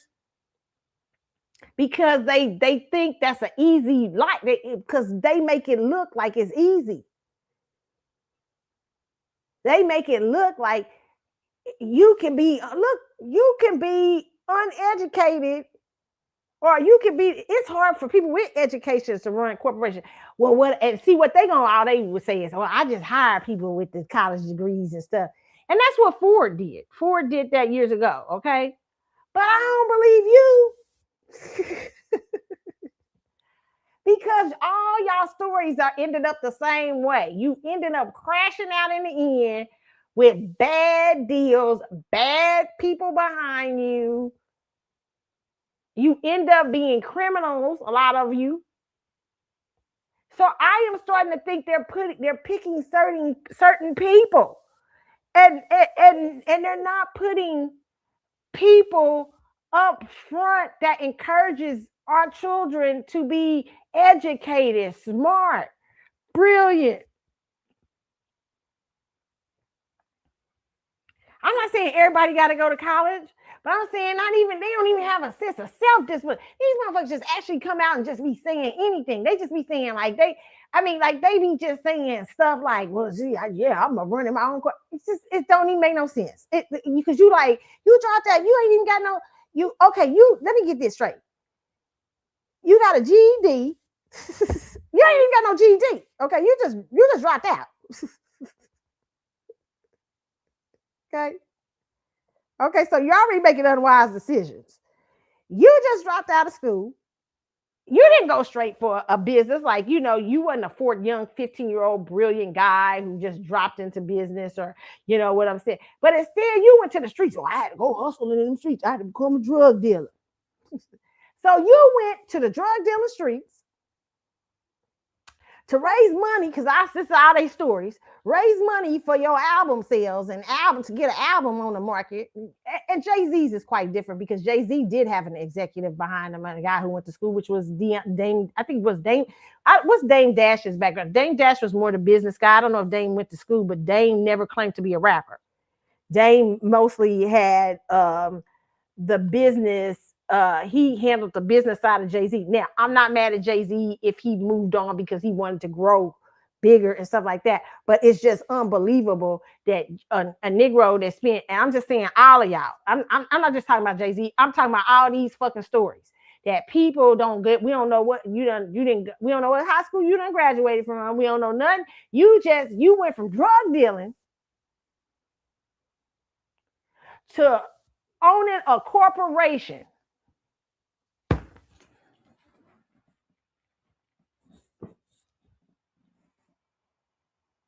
Come on, y'all. We gotta start believing dumb narratives. You ain't even got the smarts. I don't care how charming you are. You ain't even got the smarts. You ain't even got the smart. You was making bad decisions early on. You ain't even got have you read the book? You probably reading them now. I can't believe these people are being chosen randomly. Like, I can't believe they just stumbled up into corporate. No, because we don't have no balance of young people who have actually done the work, disciplined themselves. I'm not saying they got some dummies going to college now. Don't give me, hold on. Let me just say this. Let me get this. Let me say this. It's a whole bunch of dummies out there in school. Okay. It's a whole bunch of people with the dum-dums and got college educations. Okay. Okay. But I understand that a little bit more. Somebody who has disciplined themselves in business and studying what business is, studying what certain things are in school, and studying certain things with an educational background and coming out and running a corporate. We need to see more of those stories. I am tired of these motherfucking drug dealers just hopping into something. I don't even know how they doing it. The fuck? Then every drug dealer should be out here hopping into shit. It should be everybody. It ain't working for everybody. So that tell y'all something off.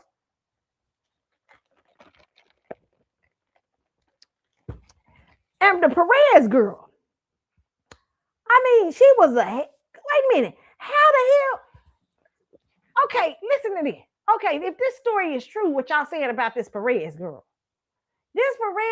actually snitched on a cartel. She still happened to be alive. And she now running rock. Maybe these people are police. I don't know. They got to be feds or something, or working for the feds. What the hell's going You couldn't get a job. How you get a job? How the hell did you? First of all, how the hell did you snitch on the cartel and still alive? That's baffling in and of itself. Like I'm like, wow, that really happened? That's baffling. This, secondly, well, God can do amazing things. God can beat the cartel. I ain't gonna, you got God in your life. I don't know. And then, and then now you running Rock Nation, trying to open up casinos and shit. Oh, come on, y'all got. I'm gonna leave it out there, okay? I just want us to think. And then we be mad. He said, well, look at the black men. They bringing all the black men down. No, these are black men they propped up. That's what we not understanding. These are black men they propped up. At least Diddy, I will give it to Diddy. At least Diddy got an educational background. He did not come in rapping and drug dealer with the drug dealer story. Yeah, as a drug dealer. Back, his daddy was a drug dealer, and his daddy being a drug dealer allegedly allowed them to live a very nice life and in a very nice neighborhood. And the mama, Janice, they say, I don't know, I've heard different stories about Janice, that Janice was in nursing or something like that. Janice didn't have no bad job. Okay. And so Diddy was going to private schools. So Diddy wasn't like having the typical Black urban experience. There was some parts of the urban experience he was having because his father, because back in those days in the 70s, even if you grew up in a well-to-do, like I had cousins that lived in the suburbs, they still come in the hood and play with they get cousins and stuff in the hood. It was just like that. So you still got elements of hood. It's not like that anymore. Okay. But Diddy was and then he went to Howard University and stuff like that, and he was there for like 3 years almost, and then he got a job as an exec. He went and got an A&R job as an executive, and he studied under another executive. I'm not trying to take up for Diddy, but I understand Diddy a little bit more. He studied under another guy who was already in that world, working in that world, had already opened up his own record company uptown. And then Diddy went to work on for Clive Davis and stuff like that. Okay, I get Diddy's story a little bit better, just a little bit. Okay, it doesn't mean Diddy wasn't being ran by nobody, but at least it's showing the power of that Diddy had an education. Diddy was going to school. Diddy didn't come out here rapping. Diddy rapped later on in his life after he had done the business of being an executive. Now, all these other motherfuckers was rapping drug dealers. I don't understand how you pop up with.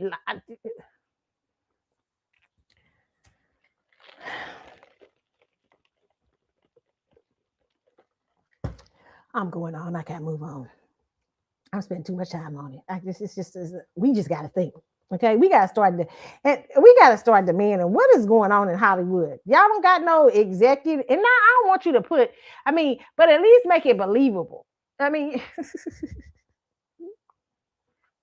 I think a lot of times, why they don't want educated young people in these spots are people who, even a sense of self-education. I'm not just talking about college. I'm talking about people who have self-educated themselves and really have read the books. Because you guys, like I said, you got some educated dummies with them degrees, but you got some people who are super smart and who have had time and they've read books and they're very well studied and they have great stories and stuff like that.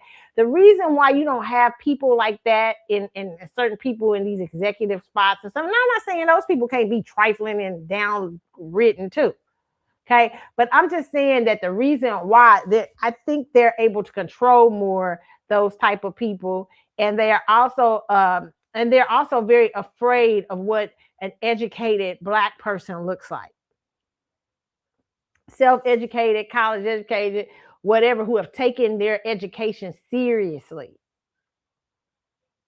and really want to work in those businesses and do things. So there's certain people who don't want to lose control. So what they've done over the years, because they see Black people are recognizing like why ain't no Black execs out there and stuff like that. So what they went and done is gotten some little pansies they can put up front while they run the show behind the scenes. Okay.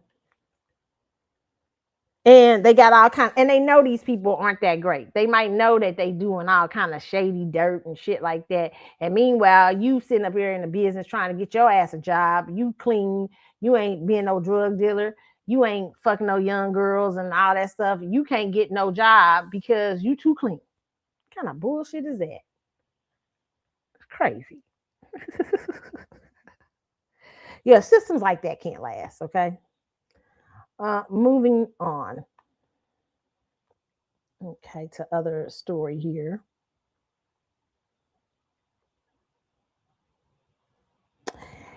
Bunchkin, Giselle, who was married to Tom Brady, she's remarried. She had a private wedding.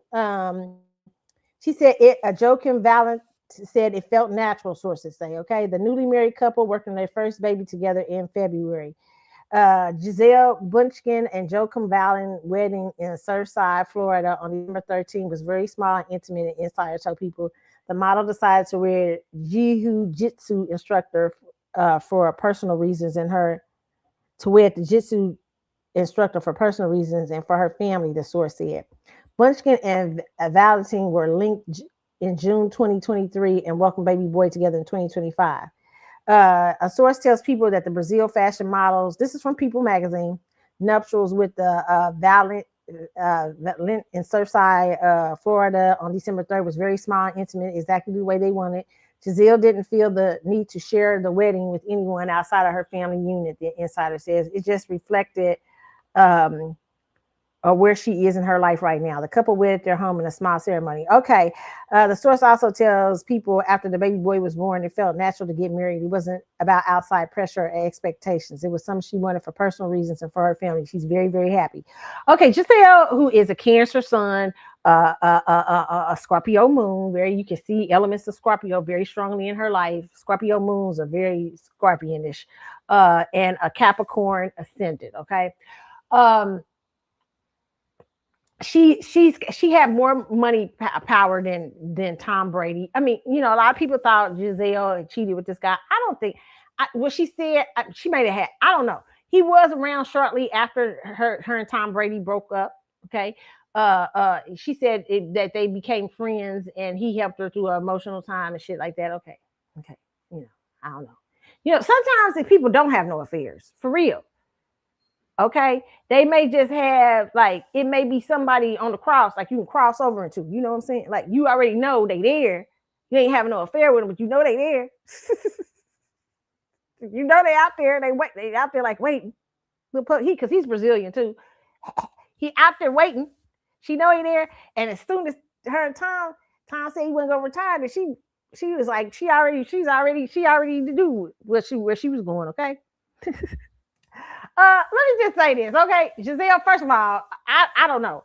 You know, a man with no money, I don't know, he's an instructor. I hope it work out for you, okay? It's hard for women out here who are powerful and got a lot of money and well-to-do to tend to, especially, and even Scorpio moons, it's really hard for y'all to find someone who can embrace that part of them, who can embrace the women as being powerful. Men tend to have a hard time with that after a little bit, okay? They do. I hope it works out for her, but they do. Okay. As far as her and Tom Brady is concerned, let me just say this. Okay. This is why, and this is just my personal opinion. I'm an outsider looking in. I don't know, but I'm just saying what I think, what I look. I can't be for sure on it, but just what I know. Okay. You can't have you gotta be sure that when you marry someone, like Giselle, women, you give up a lot, sometimes way too much. You're invested, you almost don't have balance. That's why women get so upset when things happen within the course of a marriage, because women have invested so much till they've lost their elements of, they've lost a lot of their self. And so when the man come home with a surprise, like I want a divorce, or it's suddenly not working as well as it was and everything, or they've been cheating and stuff like that, women get destroyed because you have just overly invested in something so much to where you've lost pieces of yourself. Now, wait, hold on. The idea of marriage is to become one. one unit. Two whole people come together. Two whole people, not two half people, not two big. Two people bringing their full selves together to create one whole unit. But you got to bring yourself. You can't lose yourself. In my personal opinion, Giselle gave up a lot for Tom Brady. She gave up a lot to be in that marriage. She gave up her modeling career. She like, you should have still been modeling a little bit here and there, Giselle. You should have been there. Nah, bitch. I'm gonna do a little bit of modeling over here, a little bit. I ain't coming to all the motherfucking games all the time. I love you, but I'm gonna be at some of the games. I ain't gonna be at the game every day. I'm gonna be there to cheer you on. I'm gonna be at the important shit. I'll be as much as I can. But she went head on in. I know that Scorpio moon went all the way in. And then she was shocked when he decided to flip it on her and go back into him, do what he's doing. Because you know why, Giselle? You know why? And she probably, I heard some of her interviews afterwards, and a lot of it sound like, well, you know, I wasn't expecting this. Now it's two people's fault. Giselle, for one, you let Tom believe you, no matter what you told him, I want to eventually do my own career, no matter what that, but it's what your actions say. Your actions told Tom Brady that I can work a little bit more. She don't give a fuck. She done lost herself.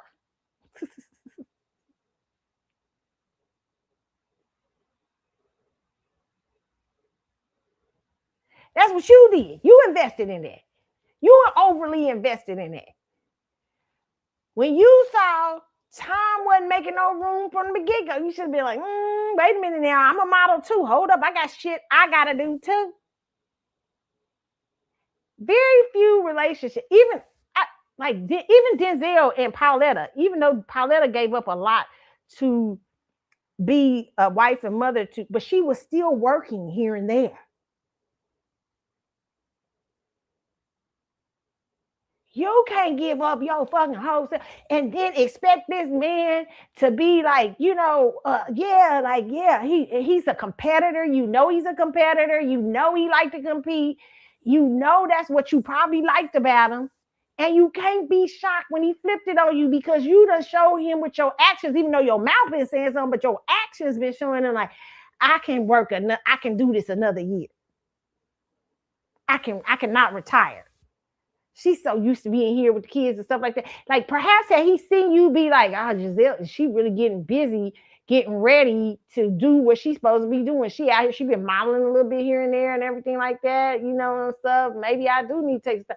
You know what I'm saying? I'm just saying, listen, first of all, these things should be known before the marriage. Know who the fuck you marrying. Because you're going to get surprises anyway. But you don't get big surprises if you don't match where that person going. If you know he's a competitor, you know that it's his dream to be the best football player. He got a chip on his shoulder like Tom Brady had. What's Tom Brady? Like he got an Aries moon. I forget what his first, like he's a total Leo sun or something like that. Shit, that's fire. You know he's going to be compete. You know he's going to want to leave a legacy that burns through shit. So you already know. When you walking up in this motherfucker, you're like, okay, this motherfucker's it's going to be hard for him to quit. It's going to be hard for him to this or that. So I have got to create a structure that lets him know that if he want me, this is how you're going to have to be adjustable too. Not you don't have to change, but you're going to have to adjust a little bit so that we can both work through parenting and marriage and our careers and respectfully with each other, okay?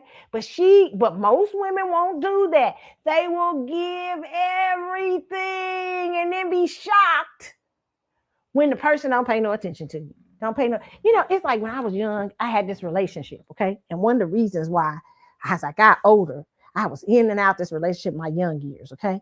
And one of the things I noticed about the guy, I remember I told one of my friends, I said, one of the things I noticed is the guy, he never cared. Like, a lot of my friends who are older and come home from school, like, the first thing they be like, when I was in high school, so they be like, Key, how you doing in school? I said, are you getting ready to graduate? Man, I'll be at the graduation. Guys and girls who I had were older friends. I just care. This guy really he never really asked me about stuff like that. But claimed to be in love with he would never, like, it was real puppy love. He would never ask me like, how's school? Are you doing good? Like, yeah, man, you better do your best. Blah blah blah. He was more just interested in me, who I was dating. Are you better not be dating? Blah blah blah blah. He was never like really caring about my future or where I was going or where it. And me and my girlfriend talked about it, and she said, "You kind of allowed that." I said, you the fuck right." I mean, even though later on I started, I in my high school years, I was like, shit, I started putting this, you know, dogging his ass out. But still, I still didn't let him know that my future is important to me. And if you don't give a fuck about the future me, then you can bounce out of this relationship. I secretly held that grudge. And I would let this person just come and bring that energy all the time. I would never argue. I never would. But the reason he was able to do that is because as a young girl, I wasn't making it clear that certain priority, this is important to me. Now, eventually I did, but I did it recklessly. Okay. I was mean, you know what I'm saying?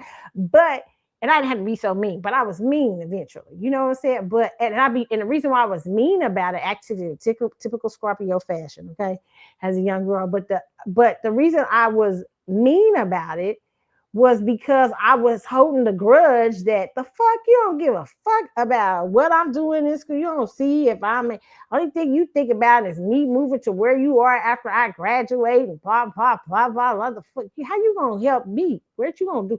You just gonna put me up in a bind. I already knew it.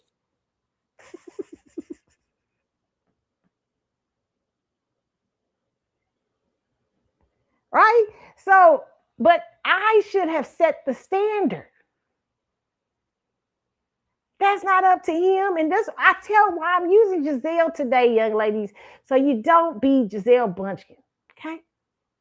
Even Will Smith's first wife, okay, when she even talked about Will Smith, she's like, I didn't like him being always gone doing movies. Well, that's what the fuck he do. He an actor. Okay. So you got to understand that when he coming into your life, yes, he's an actor. He got things he doing, but you also have to have a standard of showing up. Nick, I got shit I'm doing too. And my shit, even though I see what you're doing is very important and you're a worldwide star and everything like that, but I want you to understand, if I'm going to be a part in your life, that what the shit I'm doing is important too. And I ain't fucking it just giving it all up to be in your world. It wouldn't even make no sense. You wouldn't even like me no more. You wouldn't like the person you fell in love with if I gave up all my shit to be in your world. And that's a sign of a fake motherfucker when they do that, okay? Women, we do it often. We fake as hell. We be giving up everything, and then you be tortured. You be falling apart.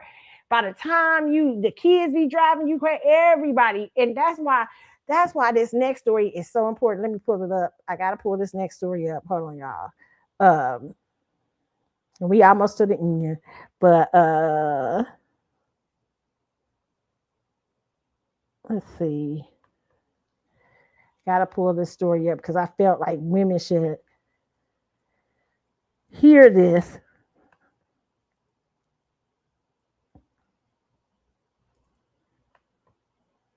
Let's see if I can pull up.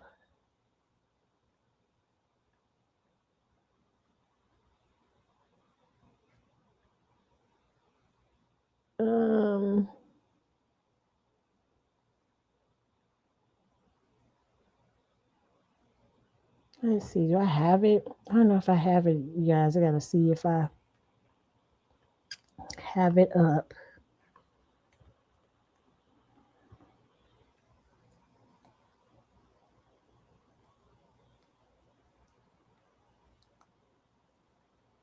Okay. Let's see.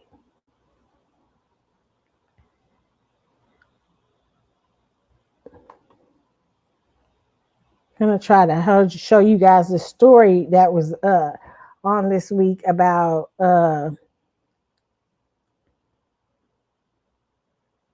women. Let me see if I can pull it over.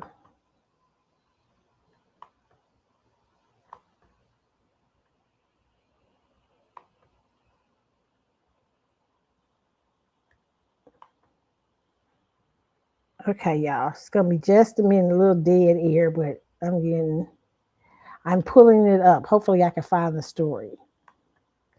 I thought I put it up. I have files and I think I put it up. And sometimes I don't have the files up to show y'all. Okay, hold on.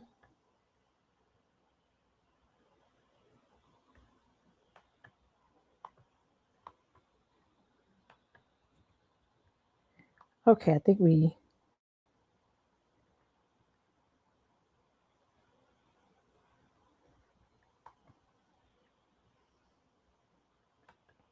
Okay, hopefully I can find it.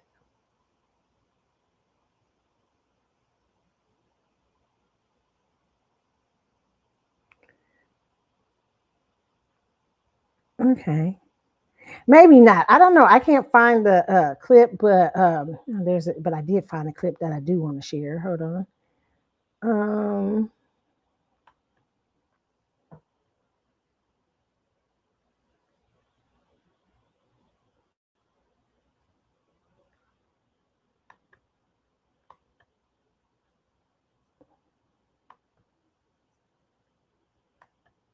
okay. Let's see. Okay, well, there was a story that women are losing like 10 years off of their lives due to uh marriage and all kinds of things, and that because a lot of times women tend to go into these situations overly compromising, overly giving of themselves to their children, to their families, their other family members. Let me see if I got it here. I think, hold on, somebody's showing me. I think I may have it.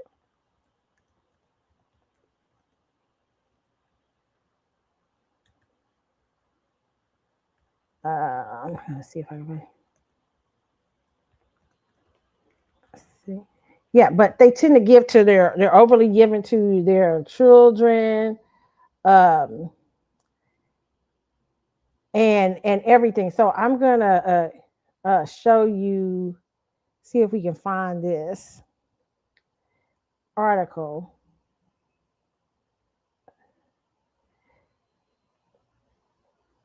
Okay, so I'm going to show you guys this one from this young man. I always listen to him. He's got a good show. Even though I don't agree with everything, but I like his show.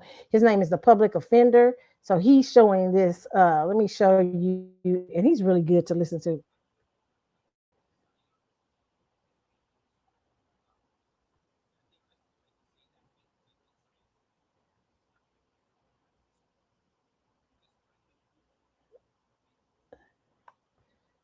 Hold on. I thought that was it. Okay, no, I don't want to show y'all that one. Let me show you.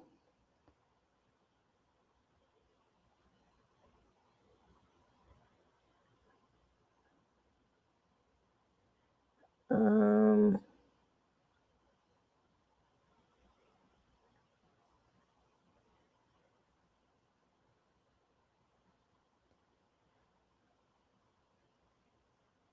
I can't find.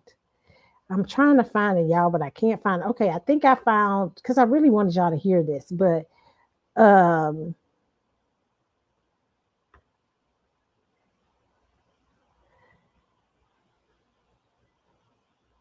okay, but it's if I find it the next show, I will show it. But a lot of women have marriage gives so much because they're not only just given to marriage, they're also given to their children, they're also given to their other extended family member, I mean their families and everything, that it cuts 10 years, people are saying, off of their lives.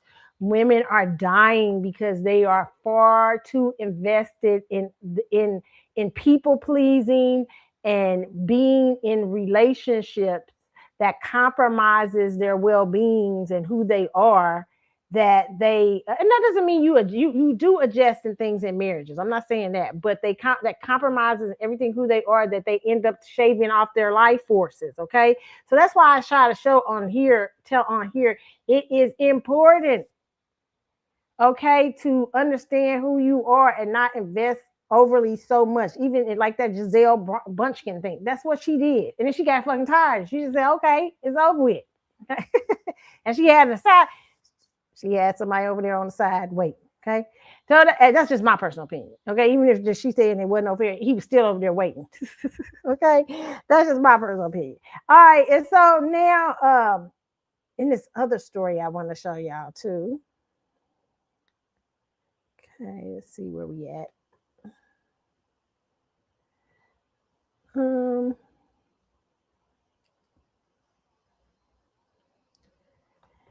Okay. What's the next story?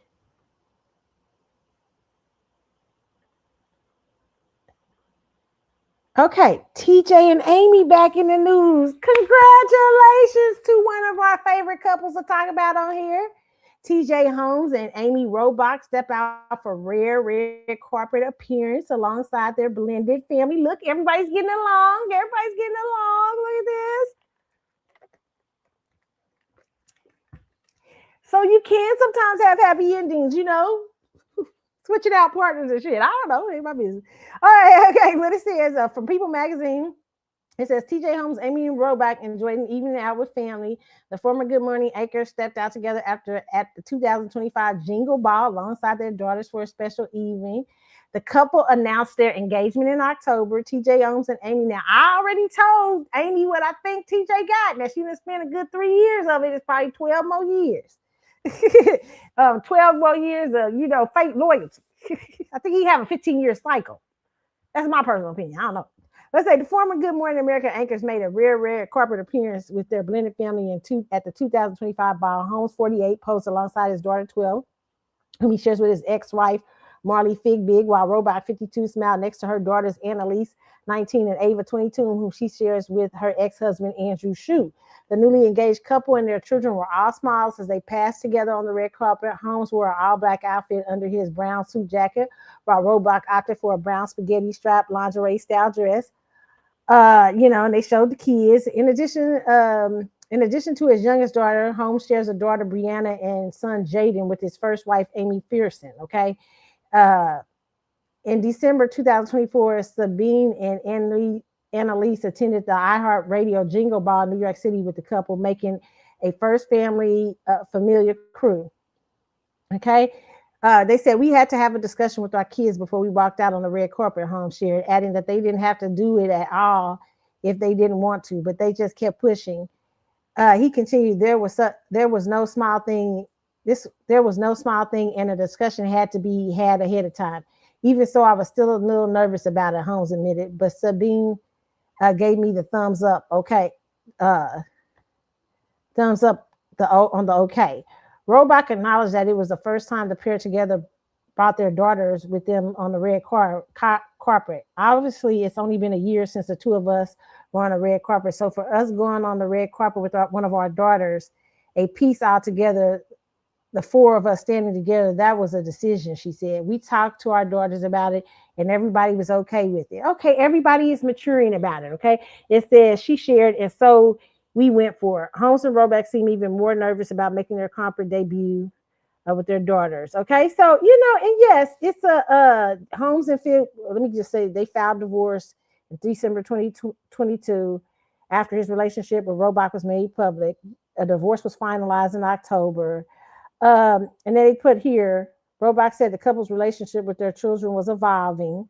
As tough as it's been for so many people in our lives, it's the most difficult for them because now they're having to look at us in a different way with one another, Robach explained. We have been very thoughtful and we've taken things very slowly and we've been very patient, but things are good. They're peaceful and we want to continue building on that. And they was messy as fuck, okay? Allegedly, they was messy as fuck. They lost their jobs behind an affair, okay?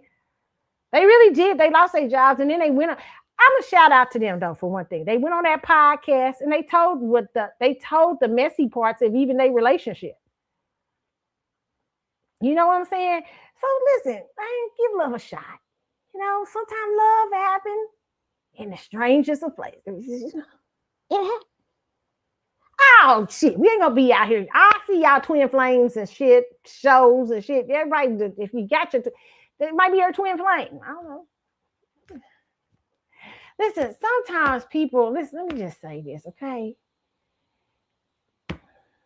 I mean, this is not, I'm not okay what TJ and Amy did was hurtful to their spouses, okay? It was not nice.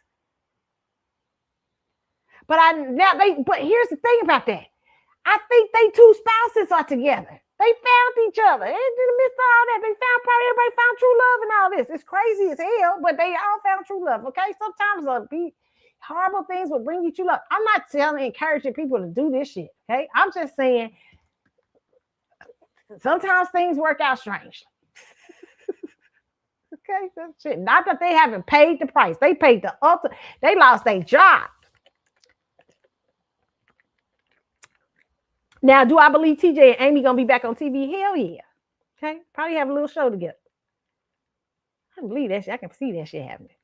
Okay. Now, how well do I think they next marriage last? Let me just say this.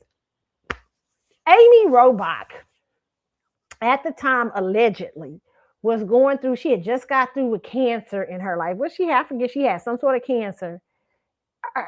When you listen, I'm really saying this. When you after you've had cancer your whole life, you start changing your whole life. You don't even know your whole.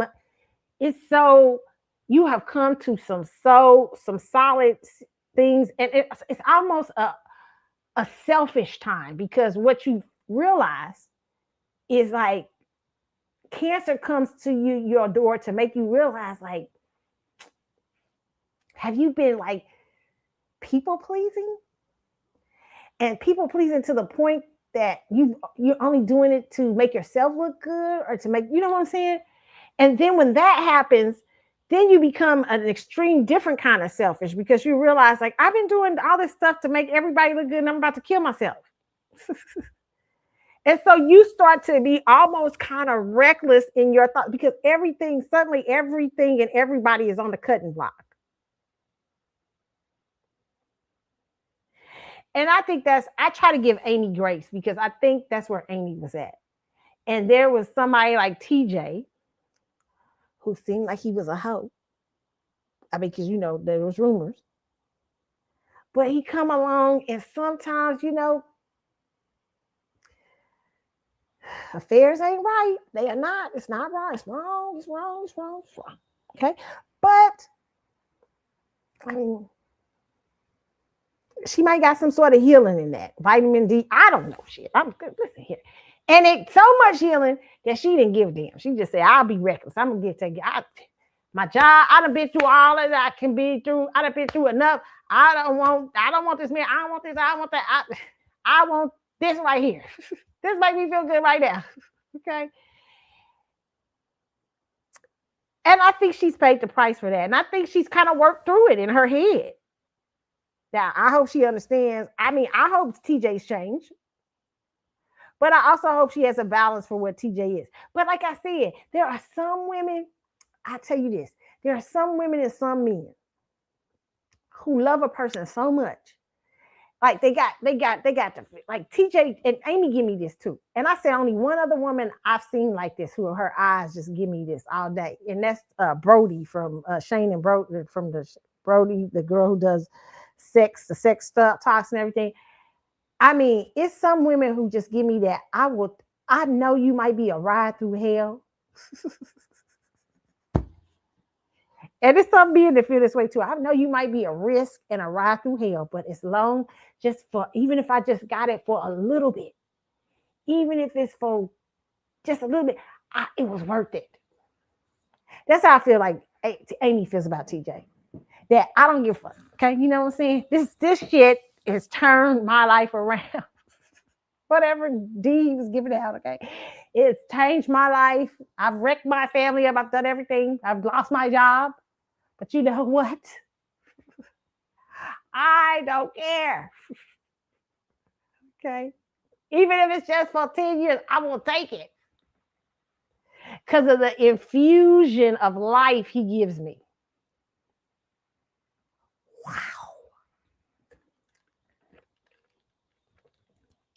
That's some hard shit to understand. She must have got some Scorpio on her chart. Scorpios only do that shit. Some Scorpios out there like, no, we don't. Yes, you do. When Scorpios love hard, they will know it. Scorpios can go into something knowing it ain't gonna be nothing but about 5 or 10 years. They know.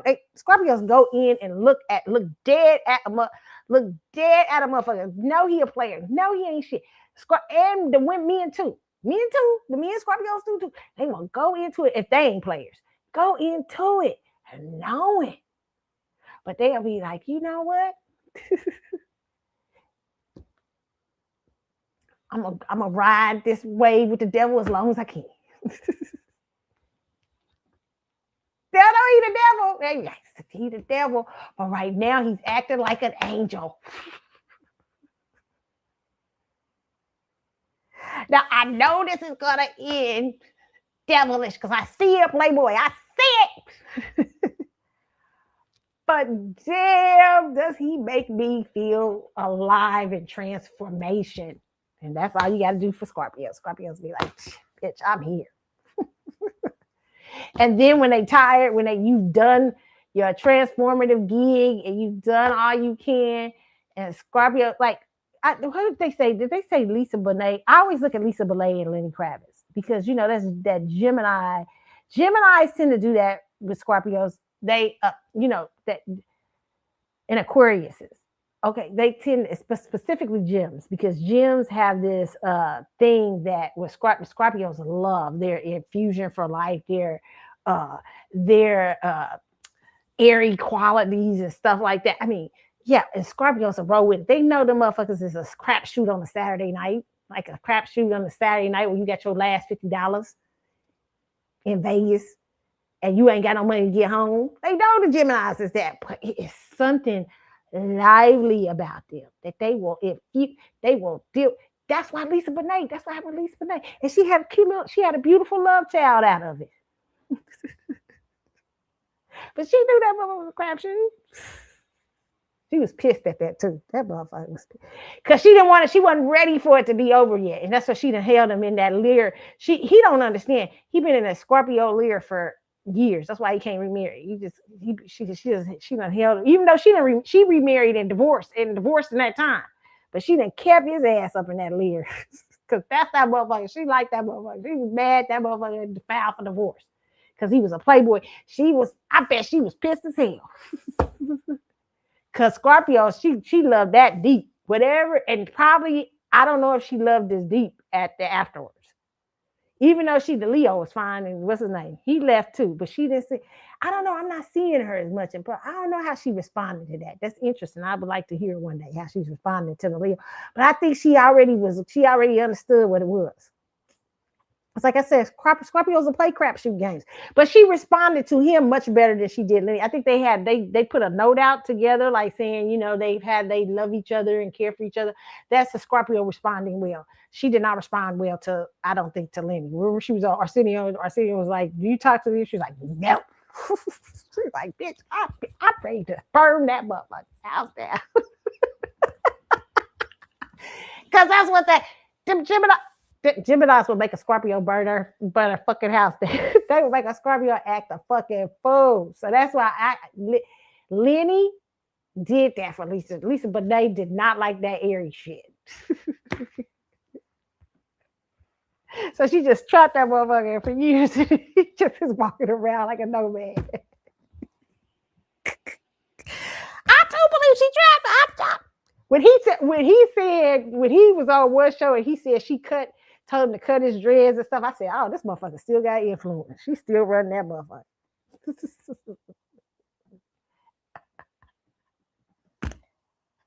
And the gym don't know no better. The gym, because gyms don't take it. It take a while for them to get it.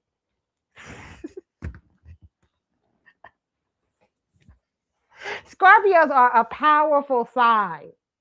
They will do, and when they love like that, ooh, and you done gave them something to love, like, ooh, like you untouchable, you uncatchable, like them air signs are. They love it. They like, ah.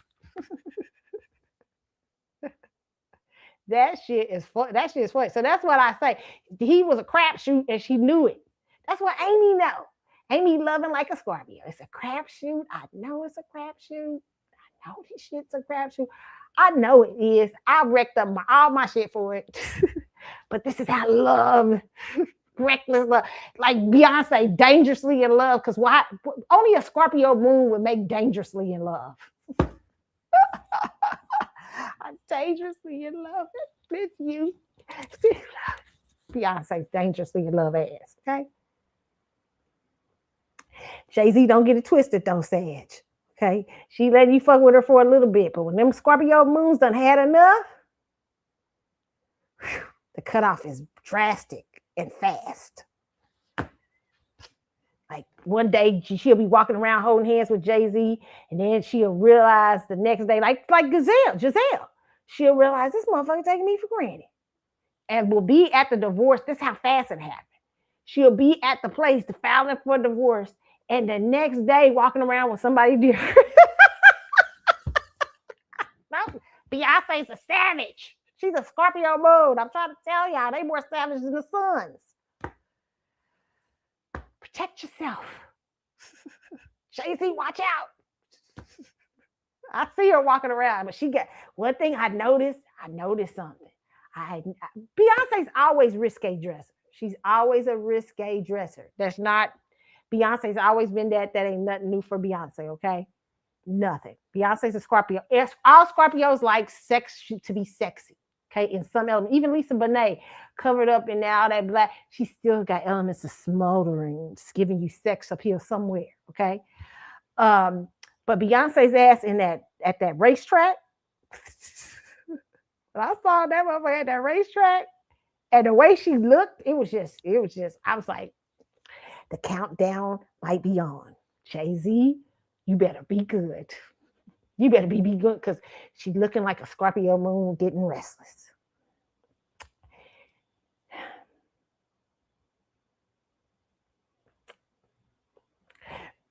Brandy and Monica concert too.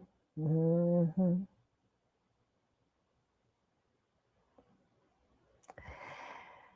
The next thing will be if I see her doing unusual things like hanging out suddenly with her friends and partying and stuff like that.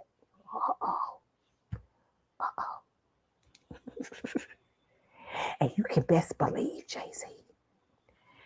Look at Giselle. There's Beyonce got all of them. It's a lot of them in line waiting, just out there, just waiting. They wait for you to fuck it up, Sage. And they're going to be right there. She's a loyalist because she's a Scorpio moon. Scorpios are loyal. But when they fucking tired, when they've had when the realization hits them, it could be one little thing you do. One little fucking thing you do, and the next thing you know, she ain't the same. She done transformed herself out. You done gave her the match to Phoenix, and where she had this undying thirst. I'm in love with you dangerously. I blah blah blah. She realizes the game is up, and she will fucking bounce quickly.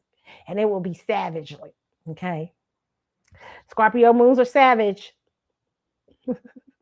Look at poor Tom Brady was on this week showing old pictures of him, and they said him and Giselle talking about forever young after she got married. Because she fucking savaged him. She's like, fuck you, okay? She came out here like gangbuster. She realized when he did that, and he did the retirement thing, she realized she had invested too much. She's like, huh?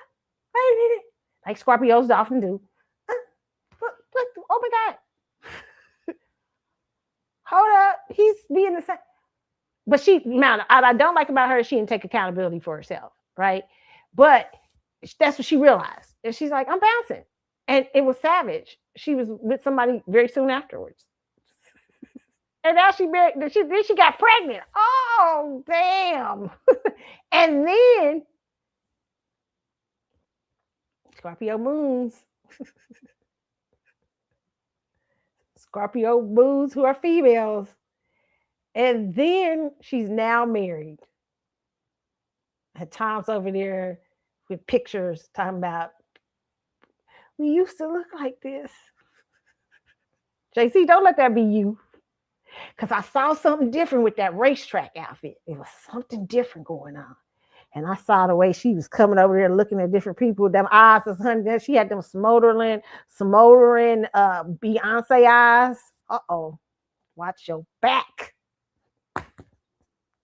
She about to hand you your ass if you keep playing with her. Okay, I'm gonna just tell you the truth. Not that I don't think Beyonce. I think Beyonce ride or die. I don't believe she ain't been ride or die with him and some shit, but I think she might be getting tired. She might be like, what the fuck have I been doing?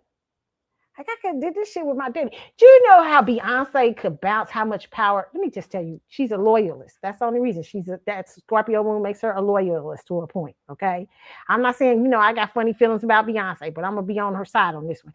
Beyonce, you know how much power Beyonce would have right now if she went to her daddy and said, "Daddy, start back music world group.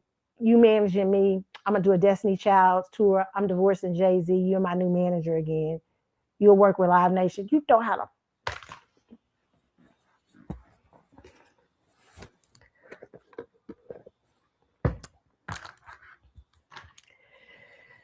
watch her. I can see it. I can see her doing something different about that racetrack. I can't even put my finger on it. And the Monica and Beyonce concert, the Monica and Brandy concert. I said, I was like, bitch, what you seeing? Why you up here trolling?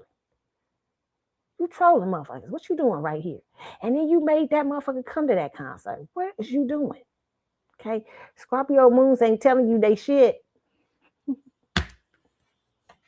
Let me go. Stop, y'all. Let me leave y'all alone. Leave y'all girl alone. Okay. All right. Watch her.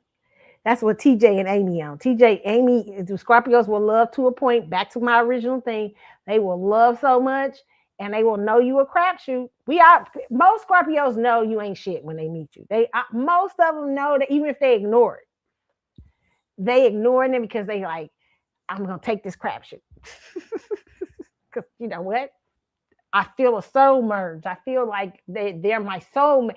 See, that's another thing Scorpios can get fooled with is soulmate, soul merging, twin flame. Oh, it's my twin flame. All that, and it might be true. I don't know, but it is. But that your twin flame ain't shit. You already know. You're like, I know that if I walk down this path, this motherfucker gonna be cheating in a matter of 10 to 15 years, and I'm gonna be burning somebody's house the fuck down. Scorpios, not all Scorpios are like that. Some Scorpios, we do not take our anger. We've learned to control our anger and stuff like that. But there are certain people who can re-trigger that. And certain signs I tell Scorpios to stay away from. Because certain signs, not stay away from, but be careful when you're engaging with them. Because they can give you such a freedom experience that Scorpios tend to not have, because Scorpios sometimes can be very introverted. And so when you are dealing, especially with things like air signs, be very careful, because air signs can trigger the fuck. Air signs, and then when they like to play games, so they start doing stuff with Scorpios and shit, like pulling back. They start pulling like not just Scorpios, they just like games, period. So they start pulling back shit, and they start doing all kind of bullshit. And Scorpios, they don't do nothing but trigger you and fuck. Like Scorpios, like, bitch, I will do it better. And it just starts triggering Scorpios into their most evil, heinous self.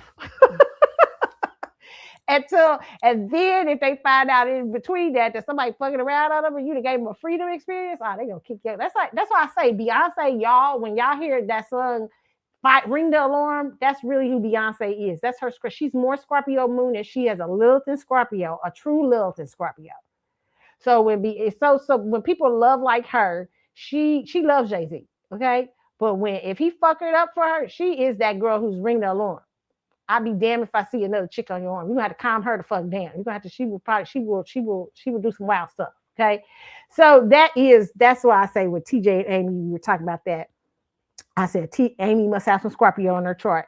She see the bullshit coming, but she okay with it. She willing to live with it for about 10 to 15 years. Anything just to have the experience, okay? All right, and moving on. Papoose and Clarissa was on the Breakfast Club this week. I thought Remy was gonna come out. Remy stayed. Remy said, "I moved. I'll just wait for this divorce." Okay, but here they were on the. This was them on the Breakfast Club this week. Oh, that's what get on my nerves. I think for most people, it's like, what happened? Like, I mean, like I said, y'all was there every step of the way. Y'all was there when I was riding up there to the prison. Y'all seen me fighting court officers getting thrown out of the courtroom. It was in the newspapers. You know what I'm saying? Y'all seen everything. How can I come to y'all and say something didn't happen? Y'all got to stop, man. Like, come on.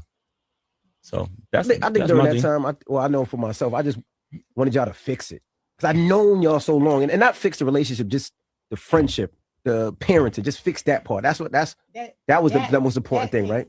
That takes time. Like it's a divorce. It's not something that just happens overnight. You know what I'm saying? But people's life don't stop because of that. You know what I mean? It's papers, it's time, it's all this stuff that got to happen. But at the end of the day, we move forward with our lives. Like, like I said, I wish you the best. For sure. We got some great, amazing things going on. And like I said, this is my best friend right here, man. We living our life. We've been together over 1.5 years now. It'll be 2 years next year in September. We at the end of the year. Some of this stuff is just so old. You know, it's so old to talk about, to bring up, to keep harping on it. It's like they're separated. She got somebody too. Like, don't act like it's just over here. Like, she's happy, we're happy, and that's it. Clarissa, you should not have been talking. That's typical Pisces male behavior. He done went and found him another aggressive. Okay. And this is what Remy got tired of. Remy was tired of being aggressive. Gemini's is like, I don't want to be aggressive. I don't want to be like, she said he the wife now. That's why she got mad. Okay. Papoose let her first of all, you shouldn't have brought her up there and let them talk about Remy. Okay. I don't know what y'all on, but that's really probably what everything they got to talk about. The whole thing is Papoose. Yeah, I want to talk about that right now. Clarissa, you don't know nothing about being married. You ain't been married. Papoose and Remy Ma have been married for years. That's why I say people who come in new, when you new coming into some shit, sometimes you got to shut your ass up. You don't know what's going on with that person. You think you know that person. You do not know that person. I'm telling you, I told y'all my story before. I had a relationship. I was in college. I'm going to tell you about this relationship. I was going with this guy. He gave coats, gave me money. He gave me all kinds of, he's a nice guy. Okay. And he had a relationship previously. He had been with a girl for 10 to 15 years. It was a long ass motherfucking time. I mean, he was like with her in high school, like in junior high or something like that. Shit. They broke up. Okay. And these two motherfuckers had always arguing. Okay. So one day the girl comes to my table. She's telling me he's still talking to her and everything like that. And I'm like, God, so I'm just like quiet and listening to it. He comes down to the table. They get to argue and everything. I just sit there back and just listen to it. I just watch them because I know this ain't shit. These motherfuckers been in this for a long ass time. Okay. I'm young and I get this. Okay. And so he said, well, fuck. He said, you gonna believe her to me or something like that? I didn't say nothing. I was just sitting there looking at him. He said, well, fuck out both of y'all tricks. What? Got the wrong one. Right? I had to say that. So I let him know. I said later on, I said, let me tell you, so you called me another trick, motherfucker. This is done. Whatever. End up ending it with God. But here's what I found out. And I learned this very true. This is very true. And this is for people who have been together for years, know each other, know shit about each other that you can't possibly fucking know. Clarissa, you don't know shit about Papoose. You only been knowing Papoose for about a good fucking 2 years. That Remy Ma and Papoose been together. That nigga was down at the jailhouse playing Love at the Lockup with Remy Ma. And if Remy Ma called him right now, I'm gonna tell you the truth. I'll tell you the truth. He gonna fake it for me. If Remy Ma said, come home, Papoose's ass would be at home and he would be up at the Breakfast Club with Remy Ma talking about your ass. Okay. I'm trying to tell you, this is what I really believe. Okay. I'm just telling you because let me tell you something. When a Pisces man, he had to choose you. He was forced to be with you. That's why you should have gave him a moment to heal and maybe kept the relationship like quiet and stuff like that. And y'all dated, messed around to make sure he wants you because he's still in love with that ex-wife. He really is. She just forced him out. She forced his ass out because he wasn't going to go either way. Remy did some shocking things to him to make him man up.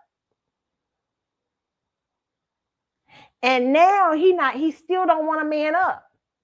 So he ran over there to you because you easiest to just accept the bullshit. But anybody can look at this man. That man talking about, this is my best friend right here. No, you ain't. He's still in love with that woman. And if that woman hadn't, you tell how he was sounding on the Breakfast Club. It had to be something that had to happen. Now, y'all know how I was at the jailhouse. Y'all know how I was fighting court people and everything like that. Y'all know that man loved that woman. Okay, that man loved her, and she just fell out of love with him. She don't want those games. She don't want to hear no more excuses about why his career ain't popping off. She don't want to hear no more excuses about why he ain't doing what she felt he wasn't doing in the house or whatever. Who knows what that was or whatever. But whatever the fuck she went, and when she bounced, she did it. She drew. It was ugly. Now I ain't saying Remy it was right to do what Remy did, but Remy went out like these Geminis do. Okay, Geminis will do that. Okay, Pisces, you can't play with Geminis. You can't play them games with Geminis and water sign games. You cannot do that. Because here's the thing about Gemini. They don't give a fuck if they at fault. They like, okay, I'll be the Joker. I'll be the evil spouse. I love that role. It's only other water signs that care about that, like Scorpios and like, oh God, I don't want to do. They only care, but Pisces have a thing where they like. You see, he trying to make himself look innocent. He because that's why he get.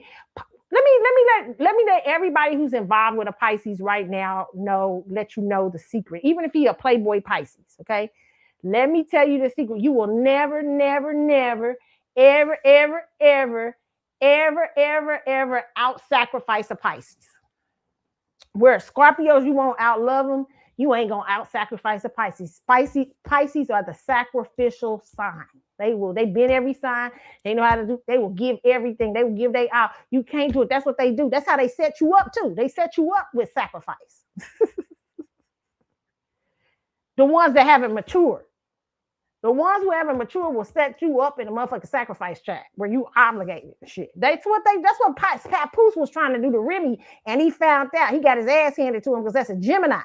That Gemini is like, bitch, I will run up out of here. You ain't gonna play me. Okay? Papoose, it's time to lead it. First of all, Papoose got to cash the check. I mean, then went to cash a check. Went to take a check, cash a check. What the old people say that his ass can't cash. He done got with this girl. This girl's gonna be hard to break up with. I'm gonna just tell you that now. You can see it in. Oh Lord, you done got yourself in one, Pisces. When you really just need to come up out of that relationship, heal from Remy Ma, get yourself together, start looking at your career and seeing what you want to do. Quit making excuses and make a comeback. But you cannot be sitting up here. How you give this girl?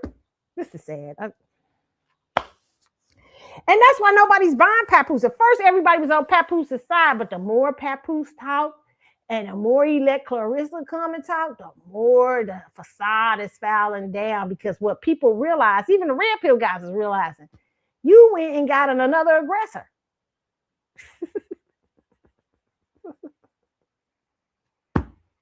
I love Pisces. Pisces are hilarious. But not all Pisces males like aggressors. Okay, some they do. A lot of them do, not all of them. But some of them will get one that's, even if they're gangsters, they'll go get an aggressor that will stand up to them and stuff like that. You know what I'm saying? Like this.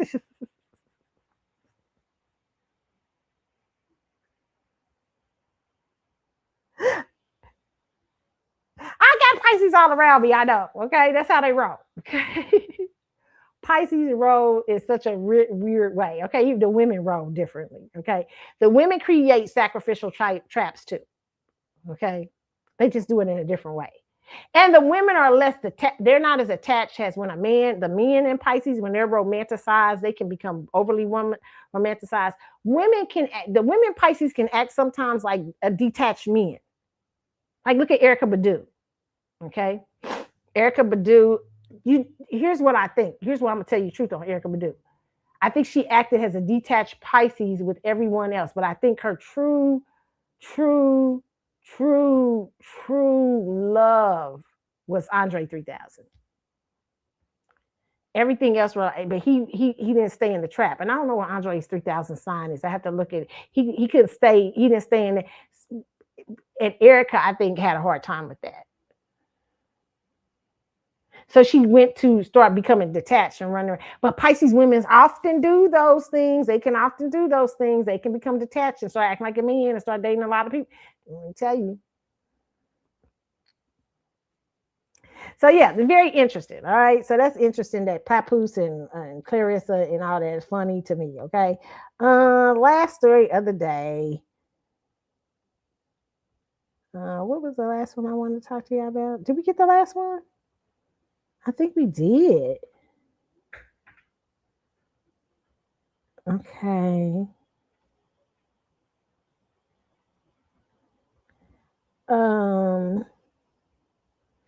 I'm not gonna play. Yeah, I'm not gonna. Let me just say this about Trey Smith singing. Okay, I did see that he got a. Let me just say this. He might need to go to Mackie. Okay, Mackie gonna make him sound. Mackie can make him sound amazing. He just couldn't hear his notes.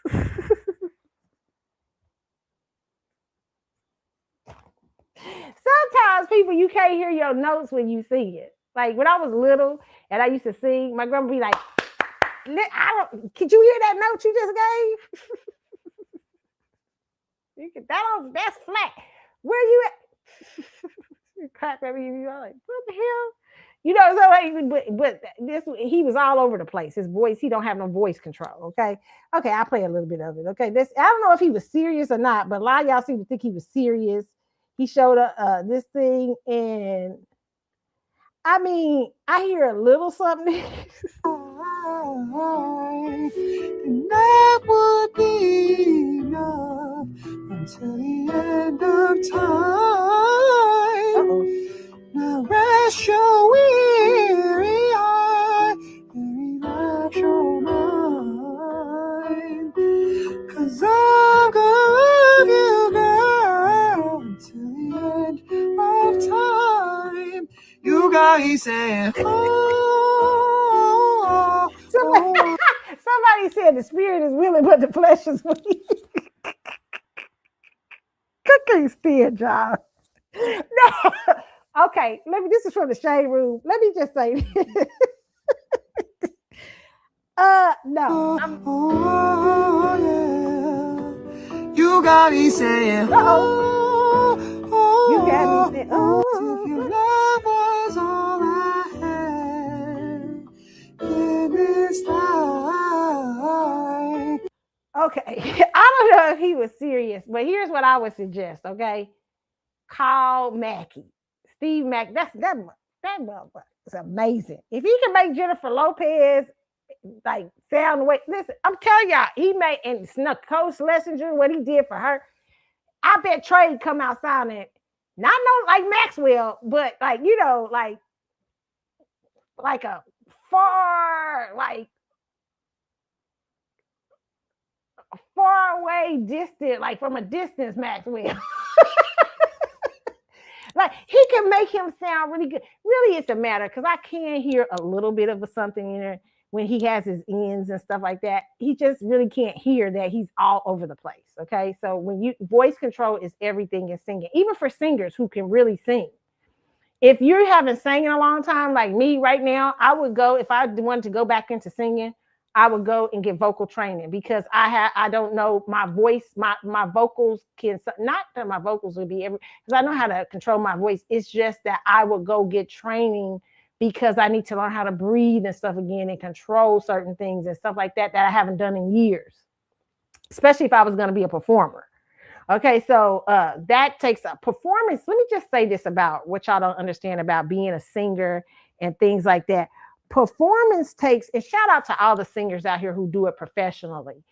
Performing, unless you got, some people have it naturally and they take that for granted. They do all kind of crazy stuff with their natural gifted. But if you are a true performer and you've got vocal training and all these kind of things like that, performance is, being a professional singer is a lot of work. You have to protect your voice. You have to watch where you at. You have to protect with your vocal cords, everything. Imagine going on tour, massive tours like Beyonce and all those people like that. The things that they have to do to protect their voices vocally. People always ask. I always have people ask me why Maxwell ain't singing. Like I like I can call Maxwell and say, "Yo, Maxwell, why you ain't singing this woman's work?" But I understand why a guy like Maxwell does not sing this woman's work a lot, because that is very vocally, that is hard to do. I mean, to sing that, think about you're going on tour to 30 cities and you're singing that song every night. The strain that can put on your, shout out to him when he was doing it. Shit. I mean, hey, that's a lot.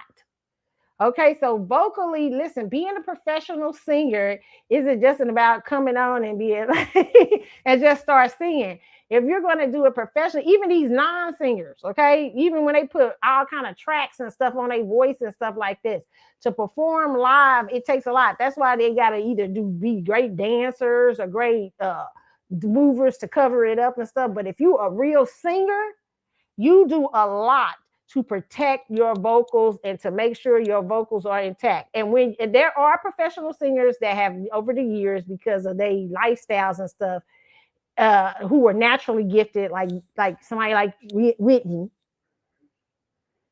who have worked to Whitney, who was smoking and drugging and just ruined your voice. Okay. That's because, and sometimes I think when you're a natural singer and you have so much confidence in it and stuff like that, but Whitney had training too. Whitney had her mama was a professional singer and stuff like that, and her cousin and everything like that. Whitney was background singing at a young age too. So, but it's different when you take that stuff for granted. You can't take your voice for granted and do it professionally. Okay, so I would say if Trey is serious about singing, and hey, don't act like it ain't no motherfuckers out there that don't sound just as bad as Trey. Okay. So Trey, I would say call Mackie up. Mackie is a wonderful vocal coach. He done made Jennifer Lopez sound like, I'm like, wow. Okay. So he done made people say, and what he did was Nicole Scherzinger for that. I think it was Nicole Scherzinger. He helped on that one of those things. Powerful. Candy, you should go too. It's a lot of people. I keep saying, I point people to Steve. Steve is awesome. I was like, if I had, I'd be at Steve's house. Steve is bad. Okay. And just a great vocal coach. Every time I see his voice is immaculate. Okay. So yeah. But y'all clowning on here. Okay. Y'all are clowning this boy. Don't clown him. Don't clown him. He might come out one day. Y'all be like, what? It sounded like Maxwell the fourth. Oh my goodness. On that note, you guys, thank you for hanging out with me. I hope you guys have a wonderful, wonderful Christmas holiday.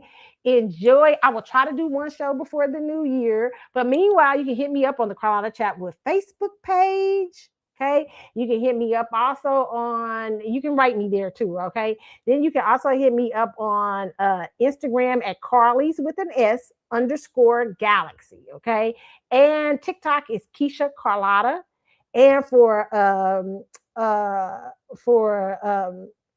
Threads, there is a link, I believe, on Instagram that you can hit to go over on Threads. And then for Twitter, it's Carlotta72 and C Chatwood Show. Okay. You guys have a good one. Merry Christmas, everyone. I meant to have some Christmas music up for y'all. I'm sorry I didn't put no Christmas music up. I meant to have a Christmas song up. Damn. We'll get some Christmas music up. Okay. I'm gonna miss Christmas, the music. Dang. All right. I'm sorry I didn't get no Christmas music up for y'all, but enjoy. Y'all have a good holiday. I'm out. We'll see y'all. Have a good one. Bye. We leave y'all with some electronic. I guess it's a little electronic music. I'm gonna leave y'all with The Rock. The Rock was kind of good. They had a rock one that was kind of excellent. So I'm gonna play that one for y'all. It's not Christmas music, but shit, it works. I'm out. See y'all.